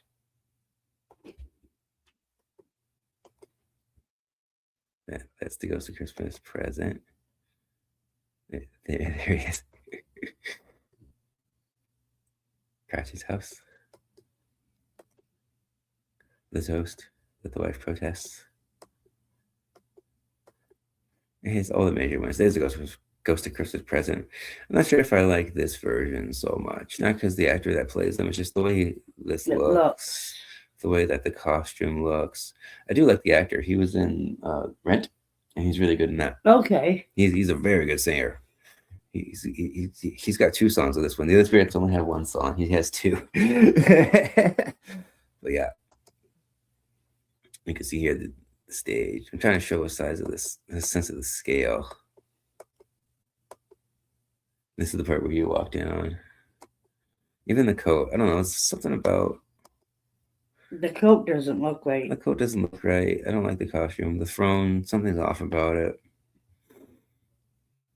And if he's the Ghost of Christmas Present. Yeah, see here. Don't they usually wear red? Yeah, I think that's what it is. He's wearing green. And the but that could just be me as well. That's the Ghost of Christmas Past. And the Marley character is played by Jason Alexander. Really? Yeah, he's got a fun song. It's called Link by Link. I like the Marley song. It's not as good as the Marley song from the Muppets, but what is? That's like one of the greatest songs ever written, aside from like Mana Mana, but they're both Muppet songs. You know that one, right? Mana Mana. Oh, do I ever? One of the greatest songs ever written. See, We there's a Ghost of used to Christmas have a Past. guy that worked at the factory where we used to work Yep. way back.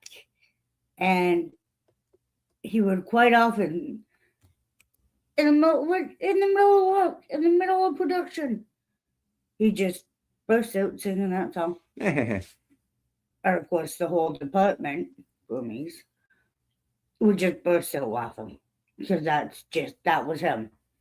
So every time I hear it now, if I see it like on Facebook, I'll share it and I tag him in it. That's awesome. That's hilarious. Yeah, that's what I liked. That's why I loved my job at that point. No doubt. I don't really like the casting for the Fezziwig character. That's Fezziwig in this one. Sometimes they miss the mark when it comes to casting. But I do like her as a Ghost of Christmas Past. Jane Kasmerick, I think her name is. I'll check that in a second. I'm trying to show that shot in the beginning with the city. There's a wide shot. I want to see the Marley character. I didn't know Jason Alexander was in it. Yeah, okay. Because remember, I wasn't here to watch. No, you weren't here whenever you are. Most of it. Yeah. There's the doorknob scene. They usually have the doorknob scene. It's pretty cool looking with Jason Alexander in it. Yeah. But I'm going to try and find him. I know that if that was to happen in real life, never mind coming in the house, I'm leaving. See ya. Yeah. Because if that's happened before I get in the house, what's going to happen once I'm in the house? Nope. I'm good. I'm good. Yeah. Come on, there's no pictures of Marley. Okay, hold on. There's an easier way to do this.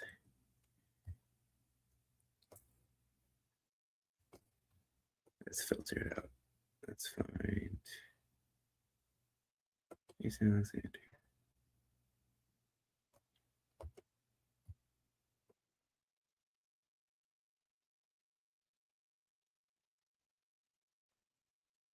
Didn't do it.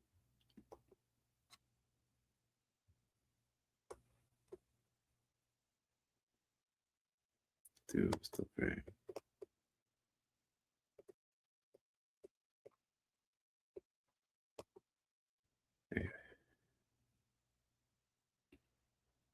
It's not doing it. It's not doing it. My computer's not cooperating today, so we'll deal with it. Where is it? Jason Alexander. Worst comes to worst, I'll just Google it, and we'll just go back to the page. Yeah, okay. Good. Jason Alexander Marley.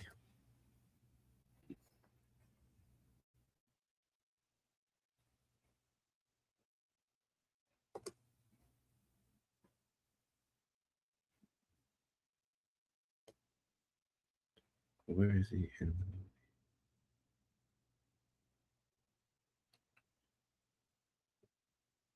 Here we go.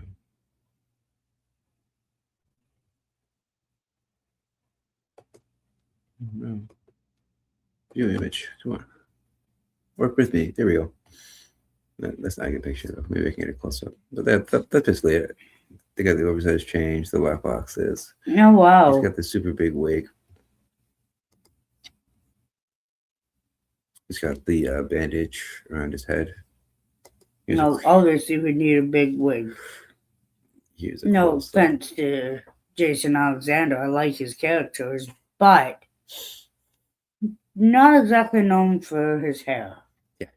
See, that's a close up of him. Oh, wow. Well, yeah, you can still see it's him. Yep. But I think he's pretty good as the Marley character. You wouldn't expect him in the role. It's one of those surprise castings. Like, oh, okay. You. Yeah, no doubt. I didn't know he was in this. Yeah. Okay. No, we're not even in the same movie. Going back. Back. Going back. Back to IMDb. Okay. So of course Thank you for showing me that. You're welcome. Oh, now it shows. Okay, of course. Okay, well, here. Isn't that always the way? Yeah. He's not looking, but yeah, that's him in his scene. He's got a big musical number. Of course, I can't find a picture that I'm really looking for. So let's just go back to this. Yeah, that worked. Maybe I can cheat. Go away. Okay, it's not going to show a clip. Okay, one more look, and then we'll move on.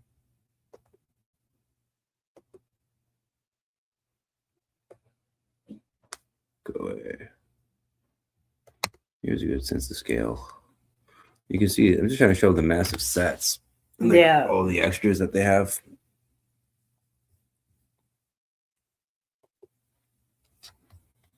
I have a huge appreciation for musical theater. There's just something about the art of storytelling through sequential songs. There's a lot of songs in this too. There's like 20 songs. That's pretty typical for Broadway shows. No, that's not. No. You got no wide shots.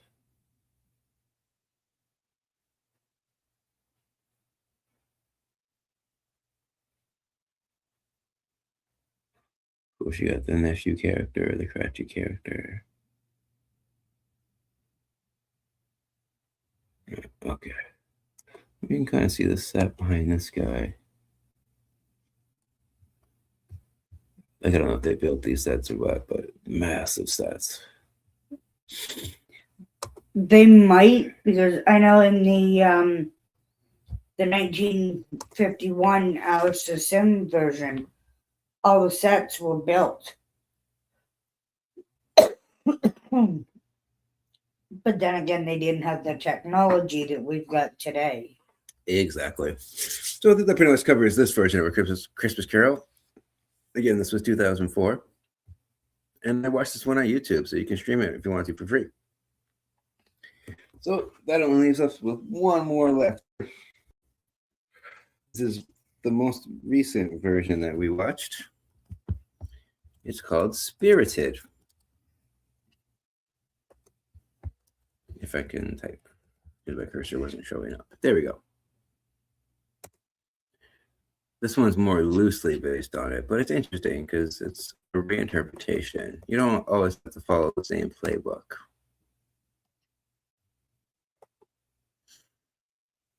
So here's the poster.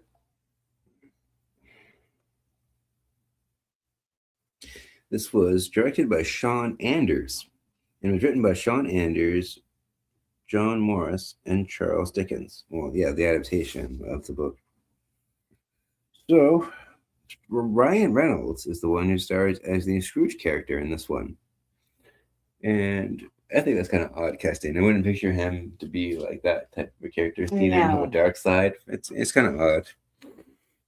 But this was made on a budget of $200 million. But there was no box office because this went straight to streaming on Apple TV Plus. And it's a real shame that more people won't be able to get to see this one because they really go all out in this one. This is a musical too.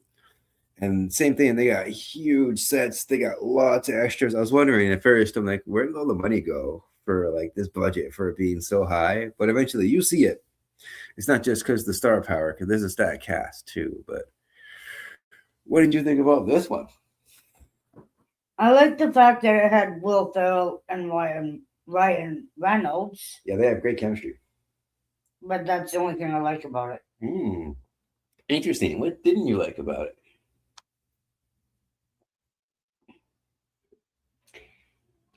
Too much of a musical. Oh, okay. To be fair, you're not really a musical fan. Charles Dickens wasn't, his books, his movies weren't musicals. So I'm not so sure I like the musical adaptation of it. I think they're taking too much away from the book or previous, like the older adaptations of it. I don't know how I feel about this one. Yeah, Not as good as I was hoping it would be. Yeah, this was a first time watch for us. We weren't able to watch it in prior years. But yeah, I agree. Sometimes this does take away, this is the musical numbers do distract from the overall story. And this one is very excessive. It's not like the last one, the 2004 version, because that one it's at least a period piece. It at least follows the story along. This one's interesting. This one follows the perspective of the more specifically, Will Ferrell plays the Ghost of Christmas Present. And there's a point where he does wear that traditional getup too, and it is funny. They do have a lot of good nods to the original story, but this I wouldn't consider this to be like a direct adaptation. This is a reinterpretation because he does go through his different like versions of life, past, present, and it shows future, but it's very different how they tackle it. Oh, they have a picture for this one. You can see the budget here, like the scale of the sets, the lighting, the pageantry. They have all these extras doing the dancing. They got some cool tap dancing numbers in this. From a technical standpoint, it is a well-crafted film. The way they made it, the way they film stuff.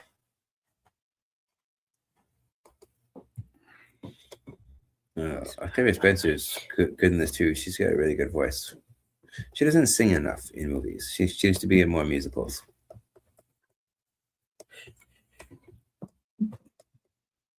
So as much they do have great chemistry, Will Ferrell and Ryan Reynolds, but I do think Ryan Reynolds was miscast in this. It's kind of weird seeing him in the musical too. You don't think of him being a singer. He wants out again. Okay. No wonder I feel like a yo-yo all the time. Up and down, up and down. Oh. Here's the Marley type character. But yeah, it's got an interesting perspective. It takes it from the point of view of what if the four spirits, Marley and past, present, and future, did this as a yearly job. So after they handled Ebenezer Scrooge, they just kept doing their thing and kept going to different people to change them for the better of Christmas, to give them the Christmas spirit. Which is a kind of an interesting idea. It's a new angle on an old tale. It's cool when they take old tales and have new perspectives to tell, like Scrooge, for example. But Scrooge isn't a musical. And I don't think the musical numbers should distract from the overall story. I think for a musical to be good, each song should matter. And by that, I mean that each song should push the plot forward in a way instead of stopping the musical completely to have some random musical number and then move on. Some musicals are bad for that.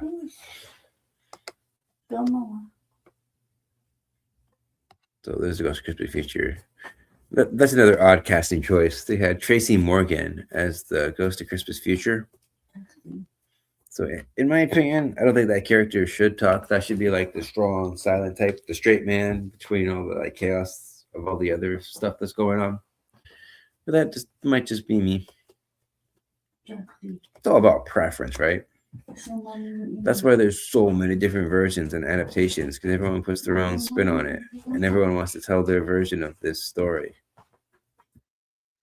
which is pretty cool. Charles Dickens had no idea that we'd still be talking about A Christmas Carol 2025.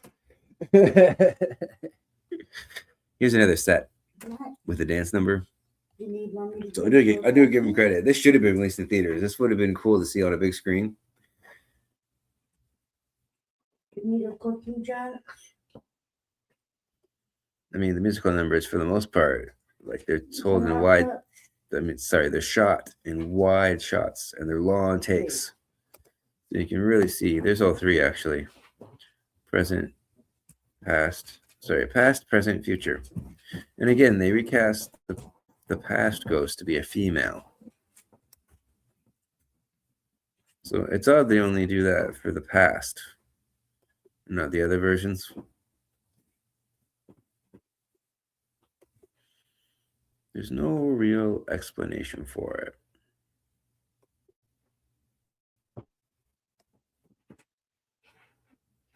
Someone's randomly dressed as a snow miser. There's a lot of references to other like Christmas movies in this too, so it's fun. There it is.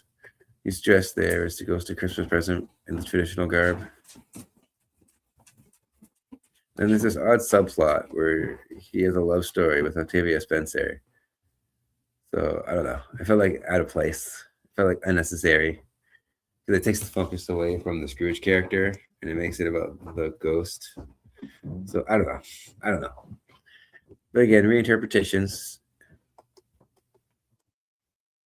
The end doesn't really make sense either. But this is the newer movie, so I don't want to spoil it. But you can see it's shot really well. And staged really well. Look at that. That's really cool looking.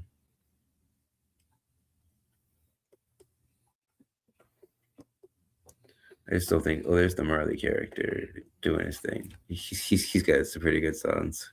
He's got a good voice. The other singers are great. It's just, I don't think Ryan Reynolds is that good of a singer, if that is him singing. Will Ferrell's not surprising. He's always been singing and stuff. Even on SNL, like he was singing stuff. Oh, look at that. You have a parrot. I do. We have a little co-star. Hold on. We gotta share that.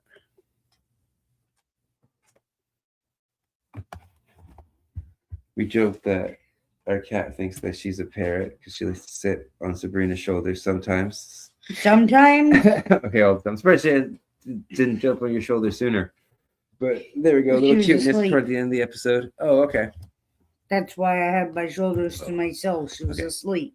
Oh, I gotcha. But there she is. There's Tux. Yeah. Little Miss Tux. Tuxie. Look at the camera, sweetie. There you go. Oh, adorable. I had to get that while she was still up there. Put us in the corner. My baby girl. You're mama's baby, aren't you? No doubt. See, there's the Marley character again. So it's like a job for them. The spirits do this every year. They pick a different person. But some people are considered unredeemable. And then some people, there it is. They do their research throughout the year, starting in January. And then they get all the stuff they can. It's actually a really funny premise. So I like the angle it goes from. It's just the execution. I think it gets kind of lost in what it was trying to do. It feels kind of pretentious at times. Yeah. It's all about the lavishness. It's more about style than it is substance. I feel the message doesn't hit as hard. No, definitely not. I don't believe Ryan Reynolds' transition at all. And for some reason, he ends up with the Ghost of Christmas Past. So that's weird. A lot of odd choices. It's just overall, it's a very strange adaptation of A Christmas Carol. Yeah, it's very unique. That's why I wanted to talk about it, because I thought it stood out. I like when they do try to be their own thing. It's not just copying what the last one did. This is another one. I just realized it's a modern interpretation. There's not that many modern interpretations, like Scrooge.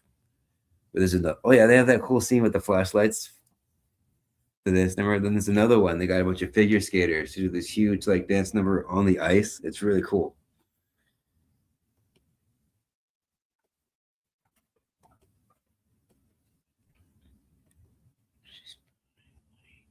Oh, there's another one of the sets. It's really cool. The stage they set up. Oh, don't leave, Mom. And the lighting. I love the lighting. Oh. It's just not as emotionally resonant. Jimmy Fallon's in it for some reason. Can I help you with one? Just sniffing your hat. So that pretty much covers Spirited. She dropped down. You don't mind being a step stool for her, do you? Oh, not at all. Do you have anything else to add about Spirited? If you don't have to watch it, don't. So, oh, interesting. So you wouldn't recommend this one? No, I would not. Okay. So are there any other versions that you wouldn't recommend? Because it's all about preference, right? It's not about what you like. It's all about what you like, what you don't like. Aside from 1951, which is your favorite, is there any other versions that you would say that you don't like? Because for me, I didn't really like the 1938 version, but I thought I'd mention it just because the historical importance of it. Yeah. Was all there. That's funny. I love my favorite, of course, is Muppet Christmas Carol. We'll just do a little recap of all of them. And Scrooge is up there too, just because the originality factor of it. It's a Yeah, whole I different think take. the But it's one still I emotional. disliked the most was this one. Spirited. Interesting. That's your least favorite. Yeah. If I had to pick a least favorite, this is tough. I'd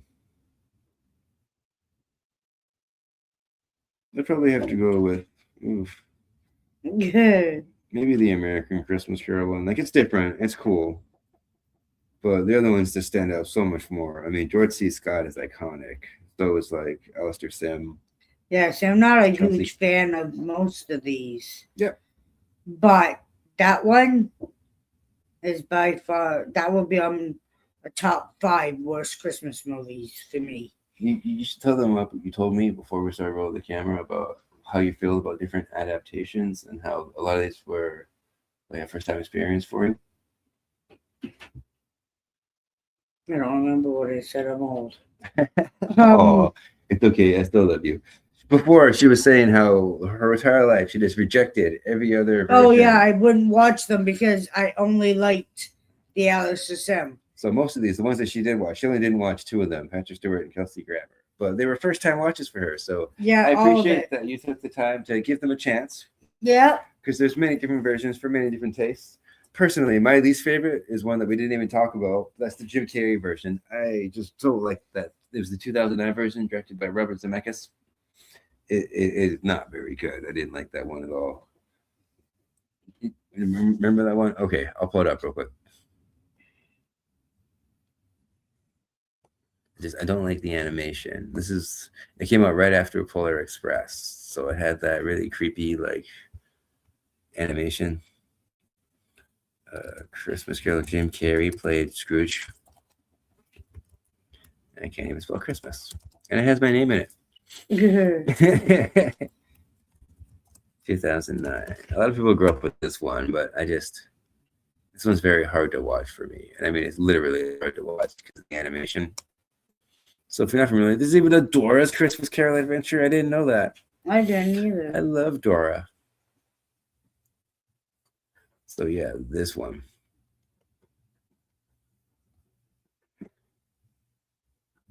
Do you remember that one now? Yes. I don't like the way they did the ghost in this one at all. I don't like the way Scrooge looks. I don't like the way the city looks, the backgrounds. And it's not a stop motion animation, the way they used to do CGI in the mid 2000s. Gary Oldman's in there, Colin Firth. Good cast. Don't get me wrong, the cast is fine. I wasn't even going to talk about this one, but I'll show you the pictures if you don't remember. Yeah, because some people do like it. Not me. Like, see the animation? The way they goes to Christmas Present. Like the way it has. I prefer that goes to Christmas Present than the way.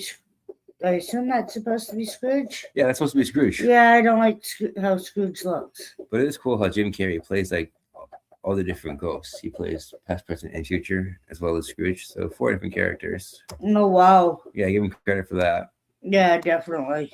See, there's Tiny Tim. He looks so creepy, like a porcelain doll almost. Like I thought that about the one in one of the movies that we watched. There's some Zemeckis there with his crew, but yeah, I just don't like the way it looks. It's very hard for me to watch like that. Even like the textures are all off. This is when they're really experimental with CGI. Yeah. They're still trying to get it right. This was just after Polar Express too, and I think it looks worse than Polar Express. They still can't get it right. This is the Marley character. Like, I don't like it. No. This is just casting crew stuff now. Hold on. Actually, no, I'm not going to give it that much credit. That's enough of that. back to us. So yeah, I really don't like the Jim Carrey version. Just putting that up there. That's my least favorite. If we had to pick one I didn't even want to talk Yeah, about. but that one wasn't in our top 10. No, that one didn't even make the list. That's how much I don't like it. But it just came to me. You mentioned your least favorite, so I should at least mention mine. So, in conclusion, the story of A Christmas Carol is still relevant today because the themes it presents, like actions having consequences, accountability for those actions, humility, remorse, the gravity of the choices that you make in your everyday life, your impact on other people, whether you realize it or not. It also touches on guilt and empathy because of the choices that you made, because you don't realize how much your choices would affect other people until it happens. Or you might not even realize that it's happening. All of these are things people continuously deal with on a daily basis. Today, the market is even more saturated than ever. Christmas has become all about overindulgence, materialism, consumerism, and commercialism. A lot of people have lost the true meaning of Christmas. And that's why I think people want to keep reinterpreting them with different adaptations. For me, I think A Christmas Carol is meant to remind people of the simple joys of the Christmas season, such as connections with people in your life. You don't necessarily need money to have a Merry Christmas. All you need is your loved ones. Happiness comes from connections with people, not wealth. There's different ways to be wealthy. It's not all about being rich. And I love the redemption and the transformation aspects, which are the heart of Scrooge's story, showing that anybody, no matter how bitter, can change for the better, offering a profound look on hope and how it calls on empathy for the poor. So it can offer a profound hope. It's a very hopeful story. It's all about redemption. And the main reason I love it is because it's a ghost story, exploring the fears of the past in a safe, festive way, blending horror with a heartwarming message, with vivid descriptions, creating this immersive, enchanting, yet haunting atmosphere that we all love to revisit no matter what version you're watching. But it's more than just a horror story. It really is a Christmas story of the ages. Do you have anything to add? I actually do.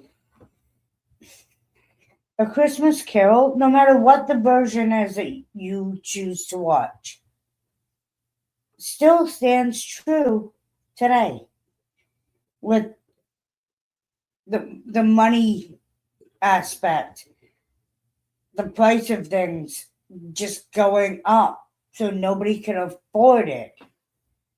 The rich get richer, the poor, well, tough luck for us. It's a vicious circle, that's for sure. And it's true, it stood the test of time. Mm-hmm. And nowadays it's more about like workers that are underpaid and overworked. Yeah. I almost said that backwards. Yeah. But like people that have to work on Christmas for like Amazon and stuff like that, or other like delivery companies, or like no matter where you work, like there's a lot of people out there that are still underpaid and they're overworked and they're not even working for like a living wage. And it's that. Oh, absolutely. Absolutely. So I didn't even consider that. I like how you brought that up. Mm-hmm. So thank you for watching. Make sure you please like and subscribe if you want to see more. We got tons of Christmas videos. We have 3 from this year, and I have some from when I started my channel from a few years back. So there's all kinds of Christmas movies. We get last week we talked about our favorite modern versions of Christmas movies, so from the 90s and onward. And then before that, we talked about our favorite Christmas animations. We go back to the claymations. We talked about some of the hand-drawn ones and some of the more modern, like CGI animated short films out there. So if you like cartoons, that show's for you. So I think that about wraps everything up. I think so. Unfortunately, people, this is my last appearance for the next little while. I will be back eventually. Next year for sure. Yes. But for now, I will be going back to just behind the scenes work. But I will still be around if I'm needed. Exactly. And next week, I'm going to have a special guest on my show. I'm going to have Gory B Movie, and we're going to talk all about Black Christmas. There's 3 versions of it, so we're going to like rank them and review them, and we're going to have a lot of fun talking about Black Christmas, one of the original horror holiday like slashers. So yeah, I'm excited for that. So again, thank you for watching. Have a good night. Merry Christmas. Merry Christmas. Happy holidays. Bye.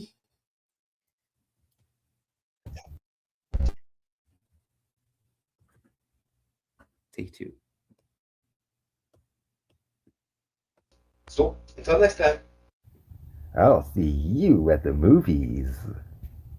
have a great day. Did you know that I'm a film critic for HorrorBuzz.com? You can read my reviews on their website, and I make frequent appearances on their YouTube channel, HorrorBuzz Live. So I'll leave links below for that too.